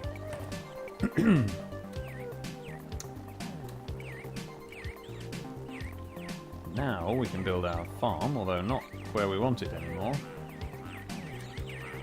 Where shall I put it? Shall I put it down here or up there, or I'll put it there? Do do do do do do. But of course that means, especially if we put a second one in, yes, we'll put a second one in, so we've got lots and lots of wheat. Do do do do do do do do. Let's get rid of that stone as well. Let's have a stonemason.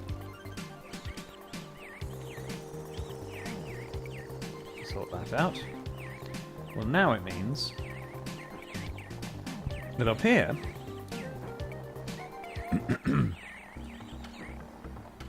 we can have pigs.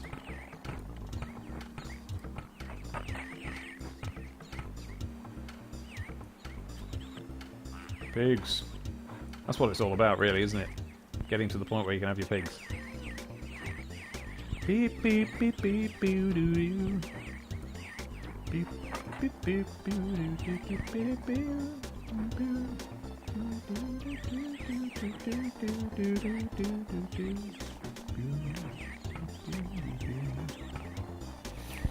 Okay, how are we getting on everywhere else? Oh, look at all this gold. I've gone and done it again, haven't I?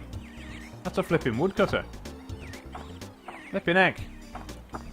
You wait all this time for your barracks to be built and it's a woodcutter. Ah, that's a barrack. There we go. I just want to clean my gold. I don't know why sequenced synth solos always sound great on chiptune hardware, says Max, but it bloody does. He's right. By the way, this one, I ripped this onto the Amiga, and it's going at a surprising speed. Let me just explain what I mean. Go back a little bit. So, on Amiga, you know, you and anything else that uses sequencers like this, the the track itself is moving at a certain speed, like and you can put anything onto those notes. You can put whatever notes you need.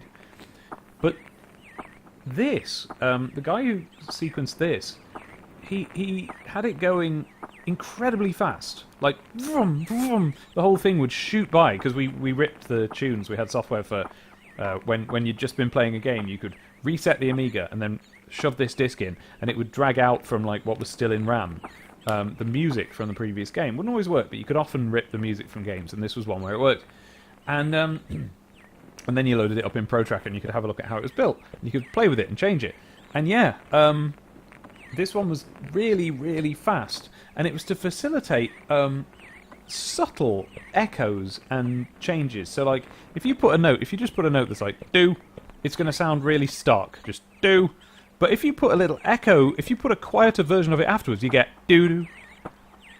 And if you put 2, you get doo-doo. And it kind of trails off like that. Well, if you have... so that was like ba-ba-ba, doo-doo. But if it was twice that speed, ba-ba-ba-da, then you can go like doo-doo and have it trail off in a more, in a smoother way. And you're about to hear a little run of those. If I put this music back on again, there's a bit where he suddenly just has this random... it's not random, carefully chosen sequence of notes happening at the full speed of the track, and so you can really hear how fast it was. Hang on. So here it is at normal speed. There, did you hear it in the background? There.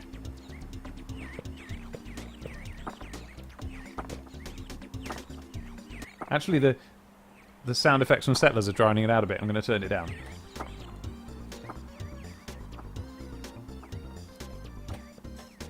Okay.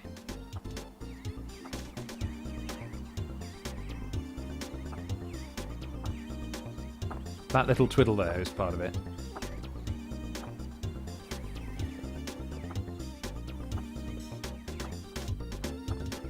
Here we go. No, we don't. I've gone further back than I thought.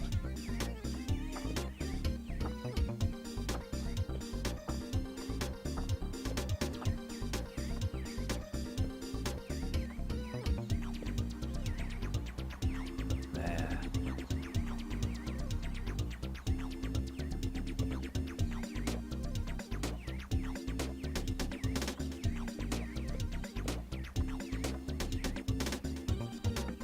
I don't know how you even have enough of a command of the song you're writing to, like, be able to know what those notes should even be.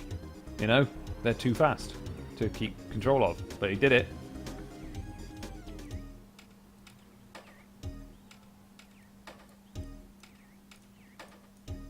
Oops, oops, oops. Ba, ba, ba, ba, ba, ba, ba. Whoa, there's water everywhere. And gallons to drink.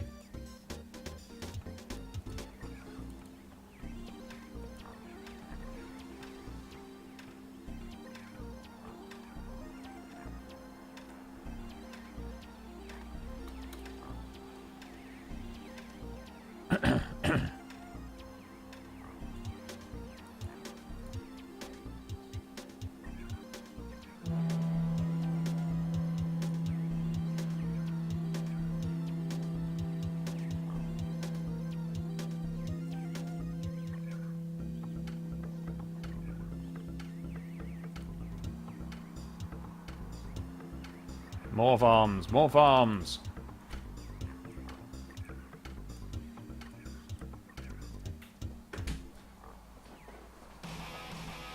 Ooh, this one's noisy. This does not suit the Settlers at all. Gosh. What a racket.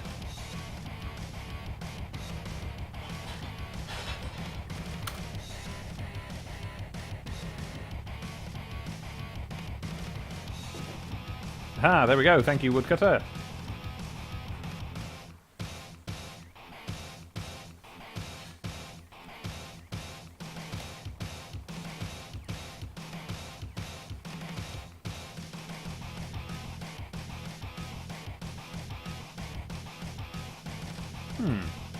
Why hasn't this expanded my realm?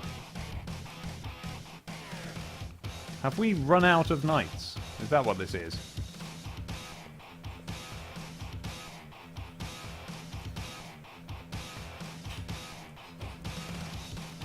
Well, that's just too rock and roll. No. No, I've gone wrong.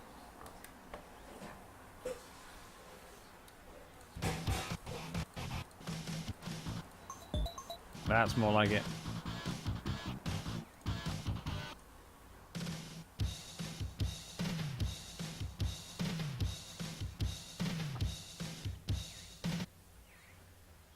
Quite satisfying drum solos there. Here we go.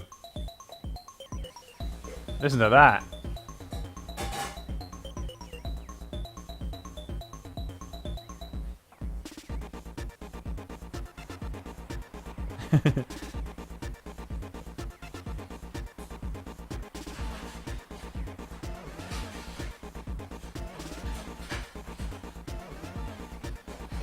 Move.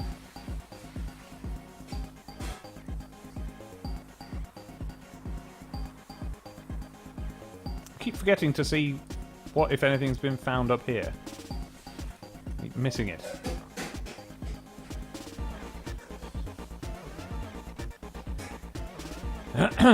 How's this coming along? Is anybody going to occupy this? No. I think we've run out of knights. I really think we have. What do I do about that?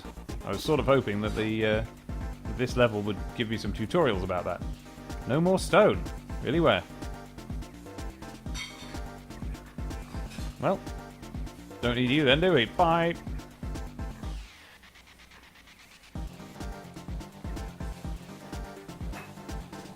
Oh. Oh dear. Well, that's not too bad actually. I mean, I wasn't going to get very far in that direction, was I?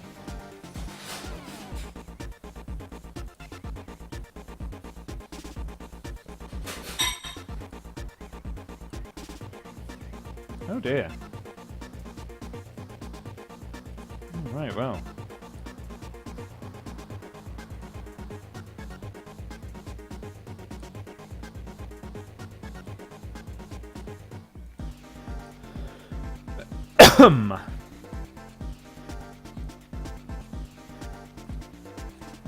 Uh-oh.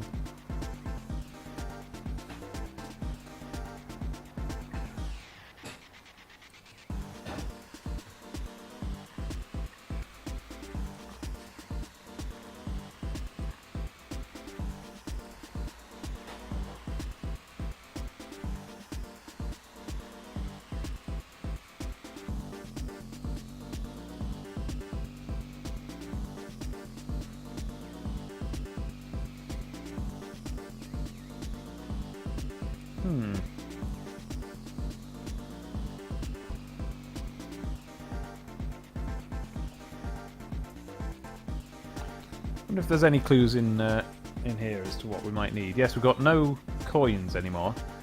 And you know why that is, don't you? We've got gold, but we've got no mint.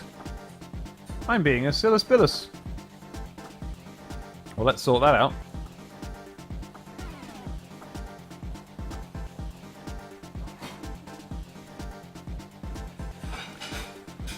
And that's all well and good, but we're going to need some iron. Now, we've run out of iron in that mine, but that might mean that it's, we've got loads in stock. Yeah, look, we've got loads of it, and it's still piling in. So, somewhere near this castle, where there's presumably a decent stock of it, let's have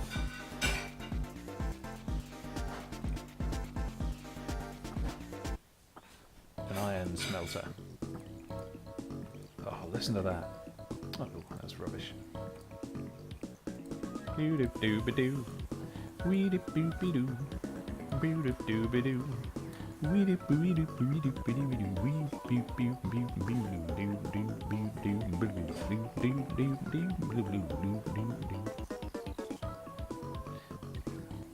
Oh, it's so nice.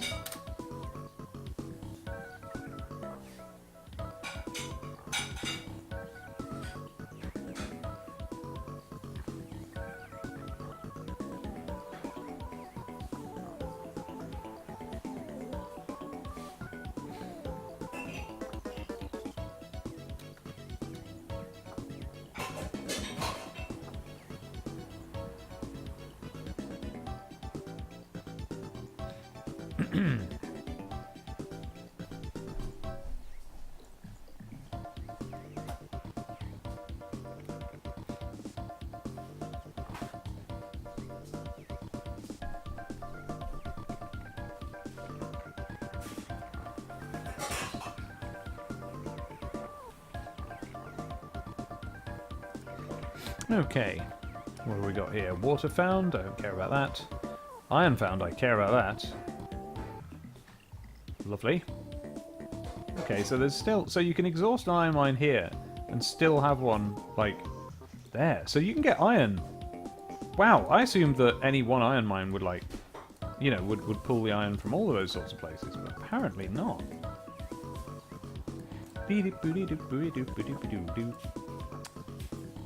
There we go.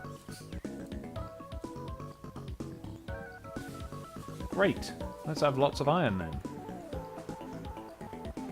Wow, that's really changed the way I think about this. I've been doing this wrong the whole time. But I have, you know, I have. I've been doing this wrong the whole time. That's something I completely own. It's kind of the point of these streams, is to figure out how I should have been doing it this whole time. Well, that's enough for now. Let's not go crazy.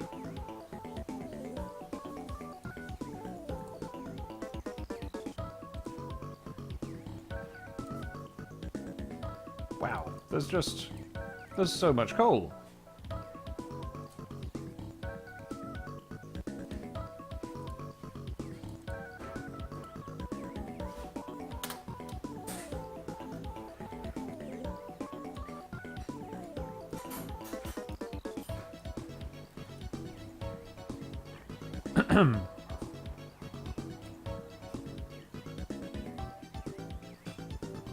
All right. Now I guess we just sort of wait for the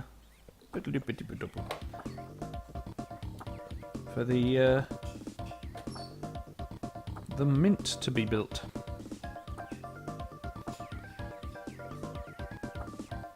I'm just going to leave you with this for a moment. Back in a second.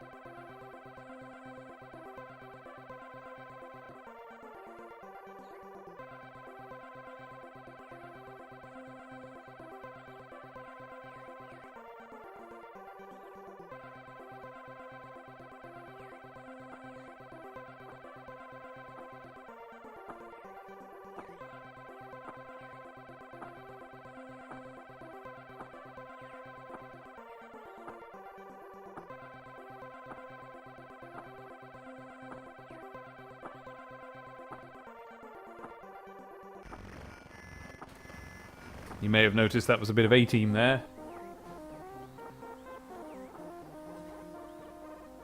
And I believe... What's this? Starsky and Hutch? This is the onboard radio in the game.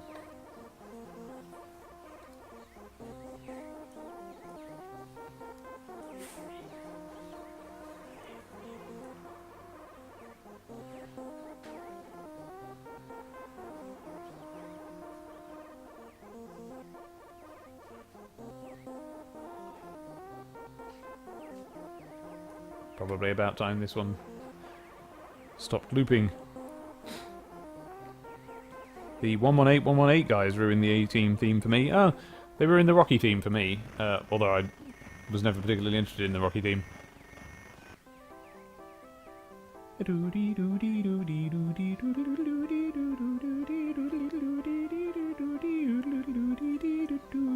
If this is the theme tune to anything, I don't know what.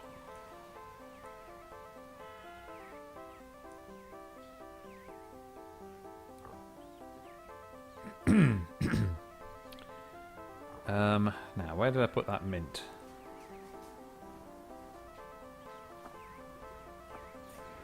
Where did I put? Oh, there it is. Is that it?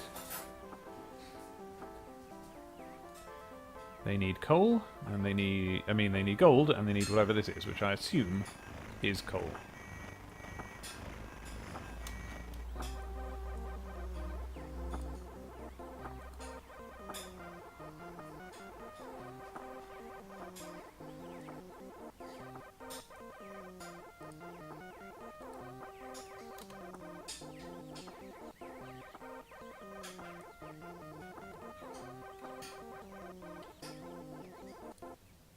And now that we're more or less at the end of that, let's have another soundtrack from a game that I think its soundtrack was very good.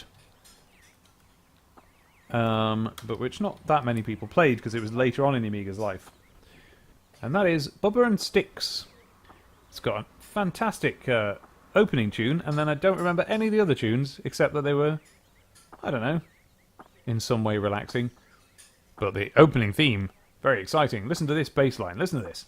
Get this right into your face. In fact, I'm going to turn it up a little bit so you can hear it. Okay, check this out.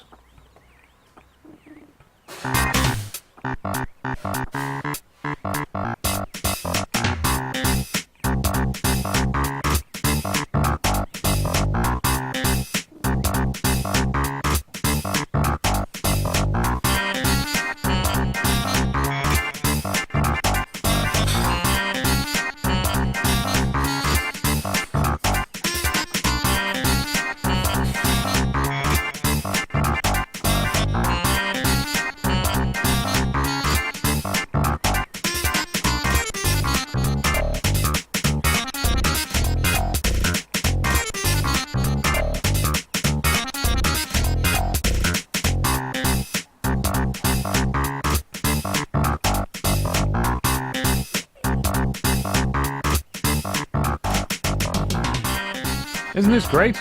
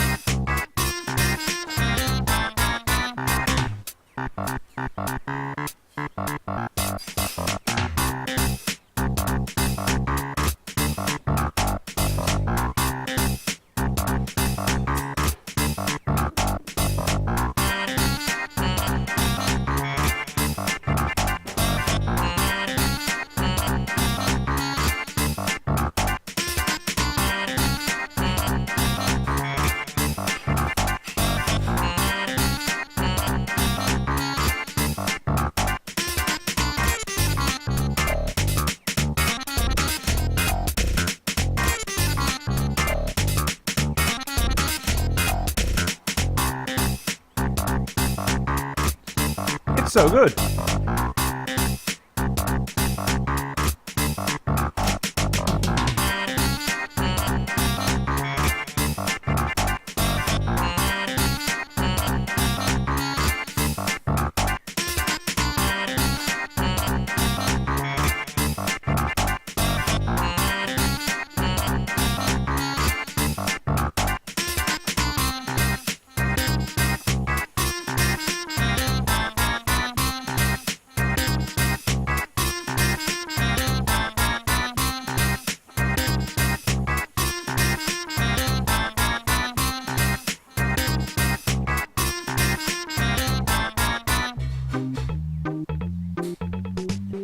Alright, there we go, Bubba and Sticks. A really good game, really cartoony game, loved it, loved it, loved it. have never heard this music before. I guess I switched it to sound effects rather than... It was one of those games where you have to choose between music and sound effects. Ooh, that's nice. Oh, whoever made this is in command of the Amiga's sound chip. They know exactly what to do with it. Yeah, coal, that's exactly what I'm looking for. Oh, listen to that bass. Burp, bob, a burp, burp, burp, bob, a burp, boop, beep, bob, a burp, beep, beep, bob, a burp, beep, beep, bob, a burp.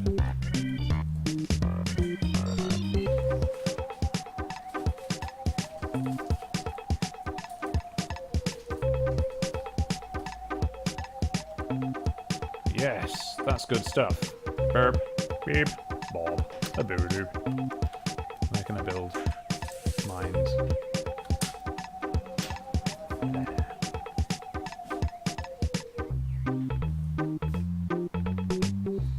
Do I have any pickles yet? Yes. One pickle. No water? No water? I put a well just there, what's the problem? Oh, this music's good too. Yeah, exactly, Brit.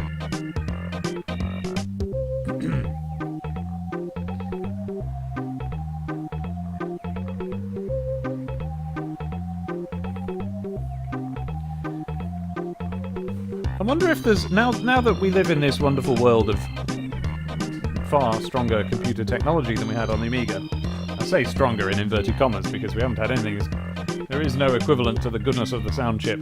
But anyway, I wonder if we now have the technology to emulate games like Bubba and Sticks and Zool, games where you had to pick between music and sound effects, and fool it into thinking that your Amiga has a fancy, double-size sound chip, so that it can do both at once. That would be nice. And while we're talking, let me offer you some free advice. Don't go and look up Spamalot. No, I don't mean Spamalot. You can go and look up Spamalot if you like. What I meant to say was, don't go and look up Spamilton. A hilarious parody of Hamilton. And I was all for it, I thought, yeah, I'll give that a go, and I had a listen, and it's... Oh dear. It's not one of those clever sorts of parodies. I thought it was going to be something that kind of riffs on the popularity of Hamilton and also some other stuff because it got some puppets in it, so I thought it was going to have a whack at Avenue Q. I thought it was going to be a sort of Broadway musical version of, Scary Movie or something, which, now that doesn't sound great, does it? But what I mean is the multiple, the multi-parody that just parodies various things. Well, if it is that, every bit that I've heard so far is just actual tracks from Hamilton with some words changed so that they're slightly different, and that's meant to be funny, and it wasn't funny. Oh look, you can really see the hexagons here.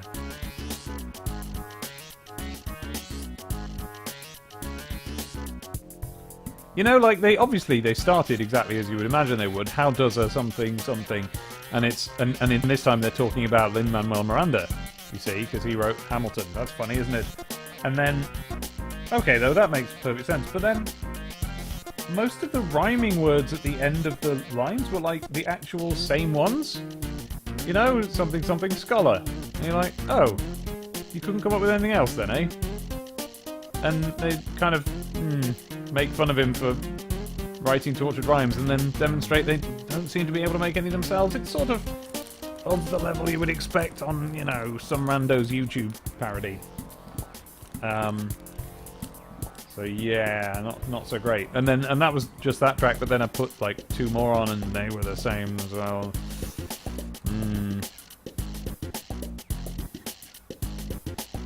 Maybe I was seeing it out of context. Maybe there's better stuff to be found elsewhere, who knows.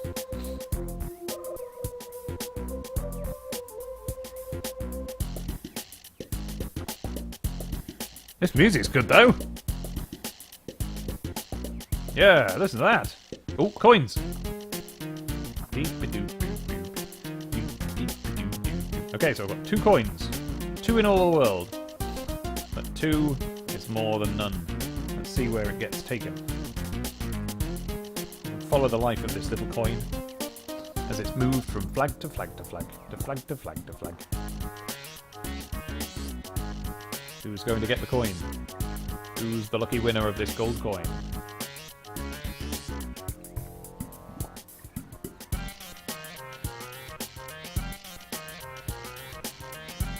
I wonder why they made coins round. Because you would think that squares would be better, because then you can, you know, stack them more neatly. Oh, it went in there. I didn't need it in there. Really, I need it over here so that we can have some knights down here. Oh, I see. Ooh, it's interesting music. Now I know why you make small knights huts rather than making guard houses. It's because guard houses take more filling up with stuff.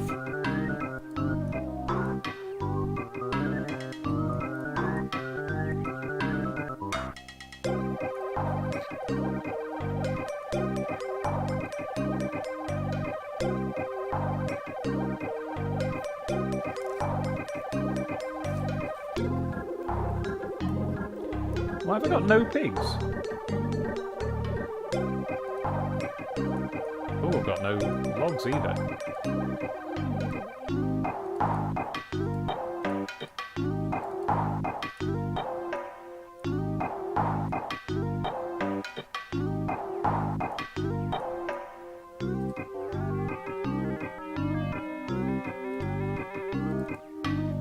Let's have a forester so that he starts planting some trees. We'll have another one over here, why not?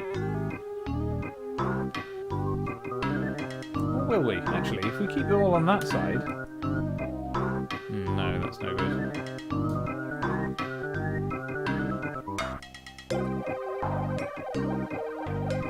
Yeah, let's have a forester.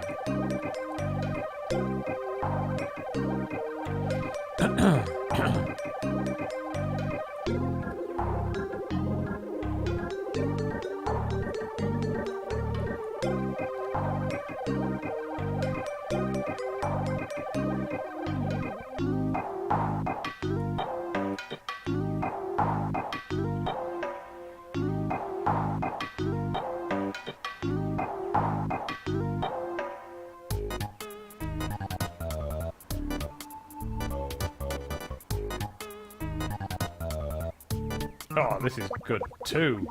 Yeah. Oh, who wrote these? He knows his way around a silly baseline. Oh no! Oh no, I clicked it wrong. Oh no! Oh no! Okay, it was the next one after that, wasn't it? No. Yes. Is it Martin Iveson? I want to say it's Martin Iveson.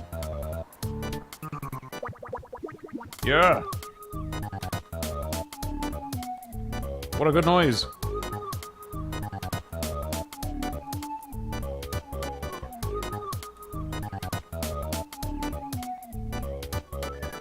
Oh, this is so cool! Why have I never listened to the rest of the Bubba and Sticks music before?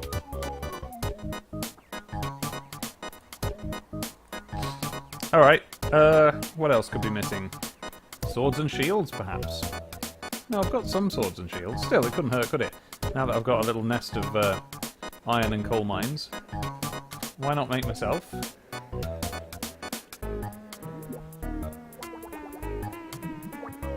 Hey. What is that the noise of? Sorry, I'm just off to investigate a noise.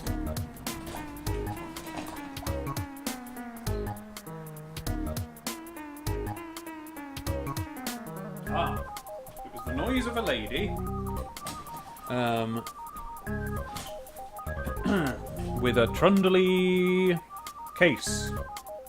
She was trundling it along the pavement, making an ever so trundly noise. Okay, so.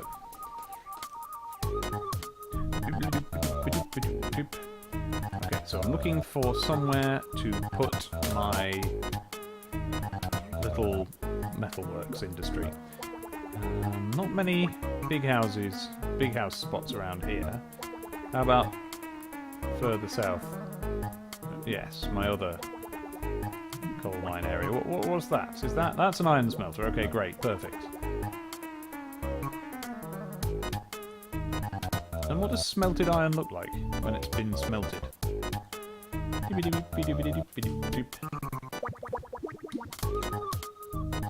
don't know, but let's put it down. A metalworks.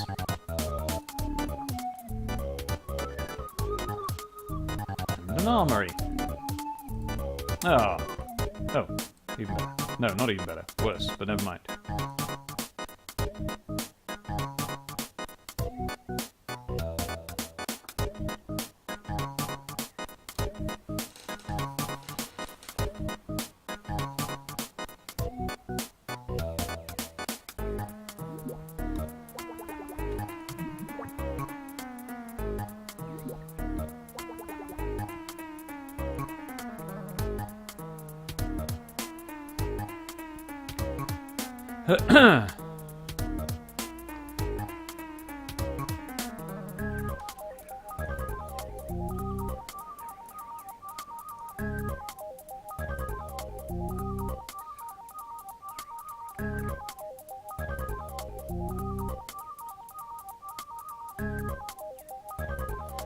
Oh, I've just thought of a game that we could play together. Oh, golly.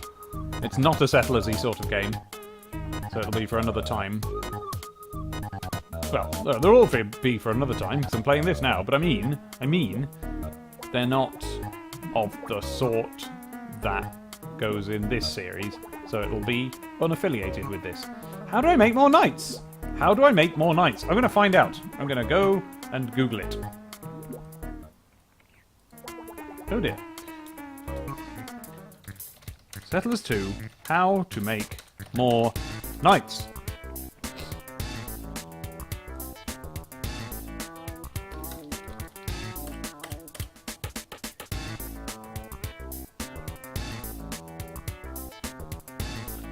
Okay, barracks. 2 soldiers provide a minimal protection against enemy invasion. However, barracks is ideal for quick expansion, as building it requires only 2 items of boards. The territory claimed by barracks is minimal, but oh gosh, it changes how much territory you get, but often will do very well considering how quick a barracks can be built. Note, barracks is the least efficient building to upgrade your soldiers. Carefully consider whether you wish to allow gold coins to be spent in your barracks and guardhouses. It is possible to disallow this. Note, there is a cheat tactic that can be used with all military buildings. Right before capture, it's possible to burn down the building. If your last soldier loses, then you can simply destroy the building before the enemy captures it. This ability to cheat has been removed in Return to Roots Remake. Return to Roots Remake?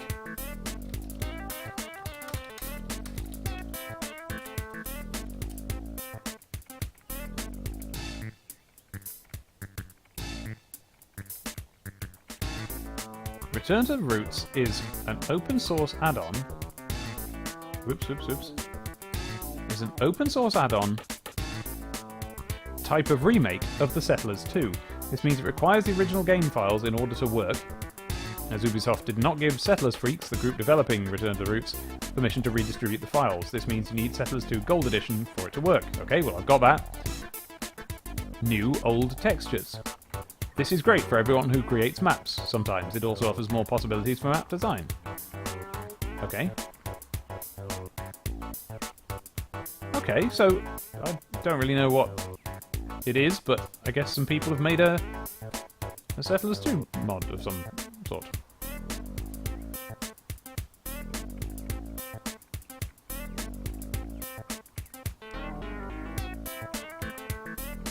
But it's difficult to find out what it is.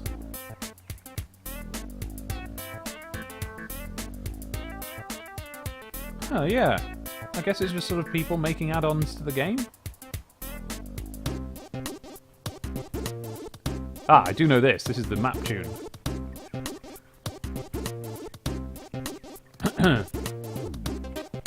Doop doop doo.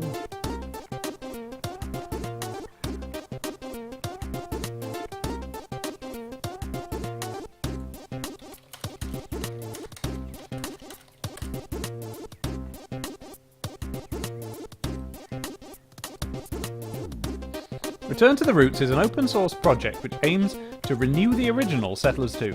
We aim to extend new features such as multiplayer mode via internet, as well as the support for modern hardware and several operating systems. Likewise, we want to invent some smaller upgrades. Unfortunately, it's necessary to rewrite the whole game, but we will stick to the original graphics and sounds because they're still common and nice to be heard or seen. Meanwhile, almost all features of the original game are implemented. Okay. Doesn't seem to have been updated since 2011. Okay, so you can play it in, like, mad big resolutions and stuff. Cool.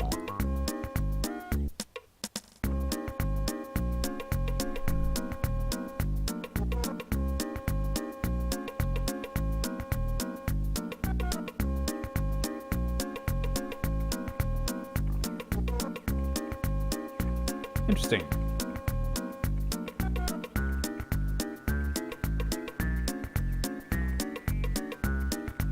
Right, anyway, what was I doing? Oh yes, I was trying to find out what to do about soldiers. Guardhouse. That's 3 soldiers and a gold coin to upgrade. A step up from barracks, a guardhouse. Oh, so coins upgrade your soldiers.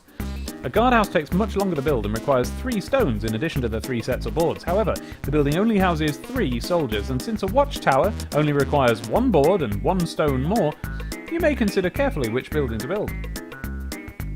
Lookout Tower provides intelligence and warnings on enemy activities, making more area visible around your borders. This building may be very useful in situations where you know your enemy's more powerful than you, as you can use a forester to block the enemy's way, while Lookout Tower reports of any enemy activity that may come through, giving you extra time to think what to do. Huh. Really? Watchtower, a good place to train your soldiers as well as a fair amount of protection. Watchtower is a good building to build whenever building a fortress may be too costly or there's no space available.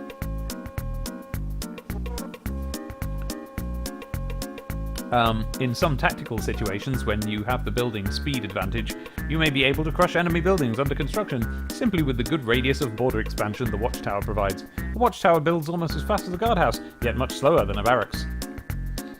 Okay.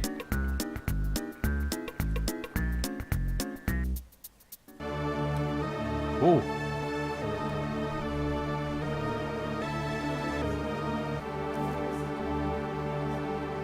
Okay. We're going to be finishing soon because our dinner's nearly ready. Fortress. 9 soldiers, gold coin for upgrades. The mightiest of the mighty and hardest to conquer. Fortress is the ultimate structure in which to train your soldiers. For this reason, it's the most construction materials consuming and longest building structure in the game. Gold coins are hardly wasted in a fortress at best 4 soldiers upgrade with just 1 coin. A perfectionist can make optimal usage of a fortress, and after a few initial coins will always gain the best upgrade value for each gold coin.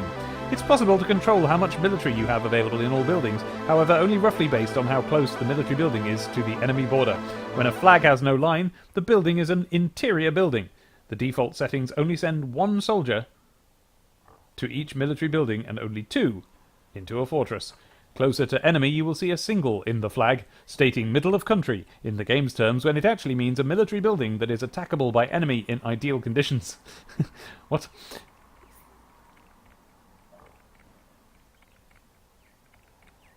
Yes. Okay, I'm going to have to read that more completely another time.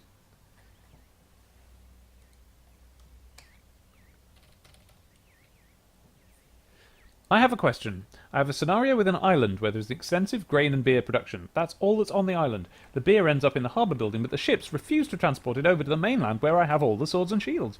As such, beer is being stockpiled, but no knights are being produced. How do I get the ships to transport the beer to a different location? Is it as simple as stopping storage, suggested in the article above? Okay, so I need beer, and, grain for beer, and swords and shields. There we go, that's all I needed to know. Beer and swords and shields. And I think if I go over here, where we have lots of... Yes, here's lots of grain. There's a farm there. Is there room for a farm up here? Not really, but there's one there. Alright, so let's use that tantalizing castle instead as the site of a brewery. Do you know, he did say I needed, didn't he? In the narrative text, he did talk about needing beer for my soldiers. So fair play. And in fact, can we fit another one? Well, we can fit another one, but can we then connect it up to anything? That's the question. No. Unless...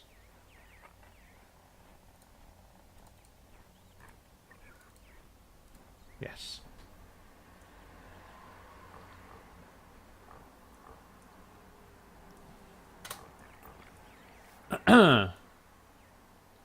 Here's a long road. Do we need it for anything? No, not really. No. Let's get rid. Let's connect that to there. No. And that to there.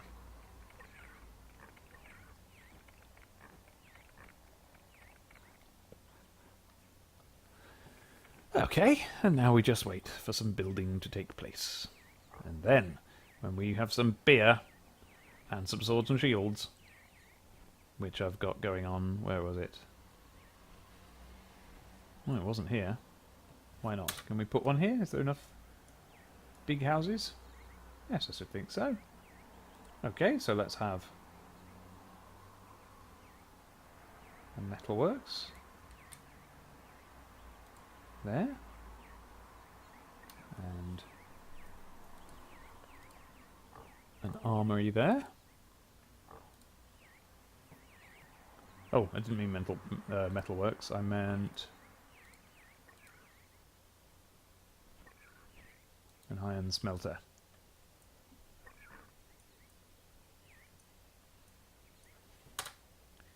Meanwhile, here's my previous iron smelter. Oh no, that's an armory. Ah, there's my iron smelter. Is that what it looks like?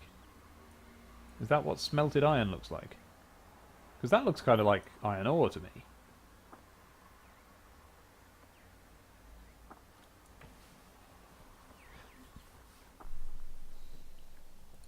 Any interesting messages? No more fish. Alright.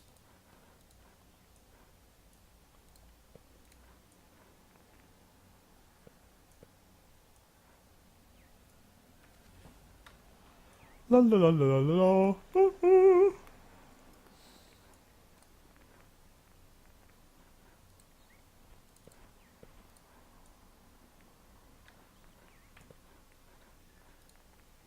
Oh, no more gold. Oh dear. Right, so now we're in trouble.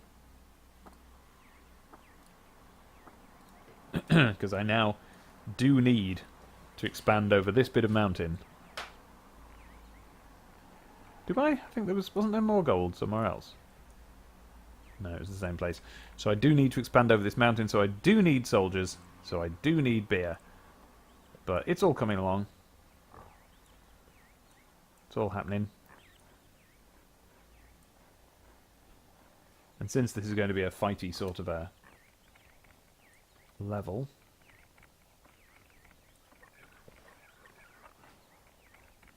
why don't I put another brewery there? Let's really get brewing.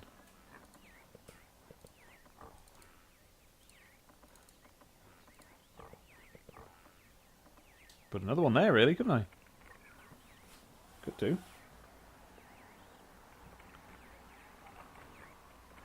Ah, no, I know. I'll put another windmill there. Not going to be able to connect it, though.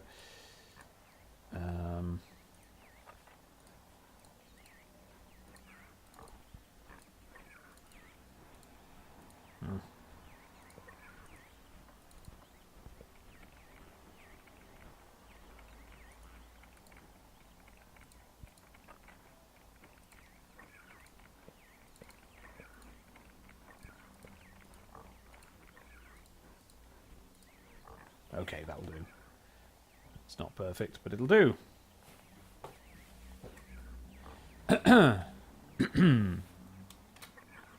Make some days, and let time pass, says Brett Mwooksies.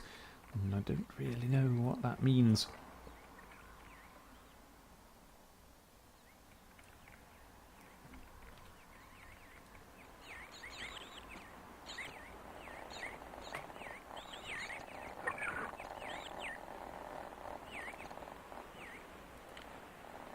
Why don't we have this?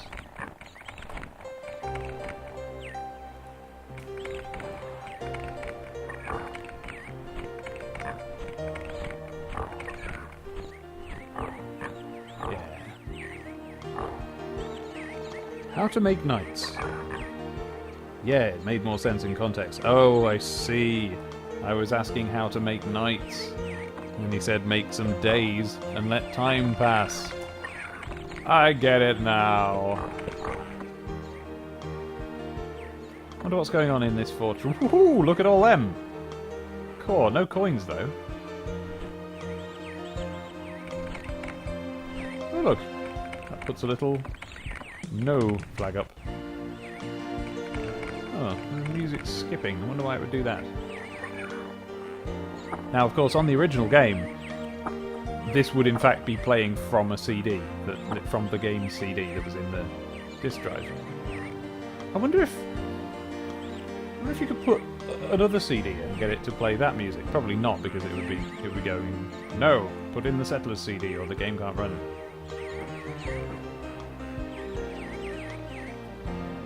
Or would it? Perhaps you could install it onto hard drive. I don't think you could.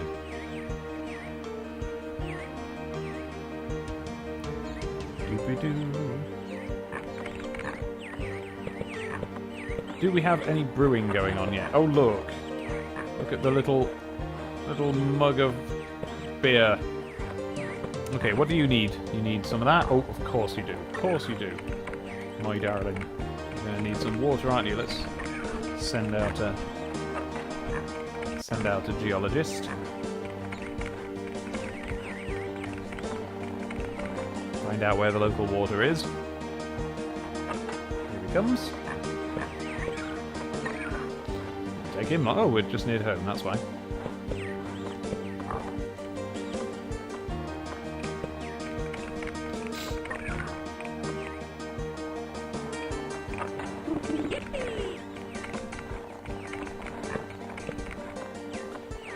There's water almost everywhere. I wonder if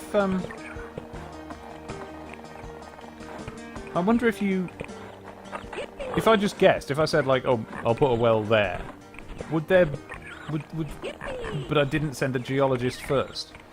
Would there be water there to find or not? Do you know what I mean? Do you have to have a geologist find it before it's there? I mean, look at this. There's obviously some water around here.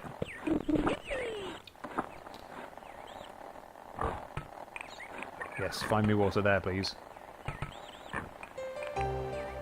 Yeah. Lovely.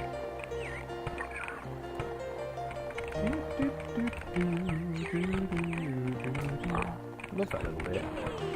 I really love it. It's really nice.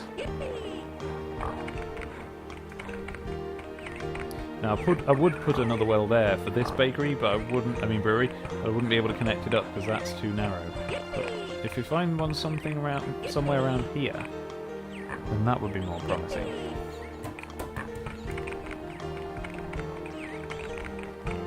Hey Abby, do we know the rice is ready? Is it when it goes orange or red? It's ready. Alright! As I suspected, it is now time for me to go and eat some dinner. So we never did find out how to fight, did we? But maybe we will next time. Like I say, this is a game that... it's a slow game, and a gentle game, and a laborious game. I don't mean laborious. What do I mean? Languorous? Anyway. It's not a speedy game, is what I'm saying. And what would be lovely is to finish off this stream by spotting a knight coming out. But I don't think I'm going to spot any such thing. No, I'm not. Dee-dee-dee. I've got 100 little fellas, generally speaking. None of them are turning into knights. Perhaps we don't have... What do we need? A sword, a shield, and a beer. 0 beer. Oh. Brewer? Oh, we've got no brewers.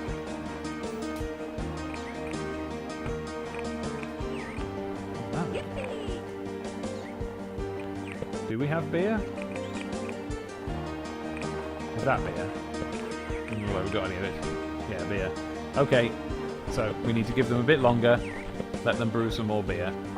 Oh, of course, because I need the water from the well. They need the water from the wells to be able to brew the beer. It's all going to happen in its time. Let's give them some space, shall we? I'll save the game there. Yes, you can stand down now. That's enough water now. I'm going to save the game, and another night we shall get that beer brewing.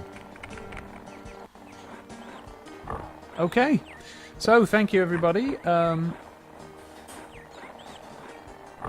Brit says, in my experience, you can never have too many wells. A lot of buildings use them. Alright. Oh, well, shall I start populating this whole area here with wells? Mind you, with the sea just there, that doesn't mean we don't need a well. It just means that we can open up a children's indoor adventure play park with a ball pool, into which I can lose my Mighty Max purse that has a special gnome coin in it and £8 of pocket money. And I've just said all that because I'm making reference to the town of Wells next to the sea. Aren't you happy you tolerated this? If you tolerate this, then your children... There's a song called If You Tolerate This, Then Your Children Will Be Next, and it's by, who's it by? Is it that Welsh band where one of them disappeared? Is it them? Well, they brought out that song, and just by what turned out to be just a chance bit of timing. This was immediately after another record was released, called, If You Buy This Record, Your Life Will Be Better. And it was just a really basic, sort of Euro poppy, Euro dancey type record. If you buy this record, your life will be better. And I thought that if you tolerate this, then your children will be next, was a direct response to that. A sort of parody. Oh, it could fit something in there. A sort of parody of its title. But it wasn't. I've always been slightly disappointed that it wasn't. Anyway, that's enough settling from me today. Oh, this mine is exhausted. Which one? Which one? Which one? I'll wait until they're both exhausted. Okay, it really is dinner time. Bye! I'm going now. I'm saving the game now. There, I've saved it. Bye. Bye, everybody. Bye. Thanks for coming. See you again another time, okay? Alright, bye then. Thanks. Bye. See you again. Bye. Thank you. Bye.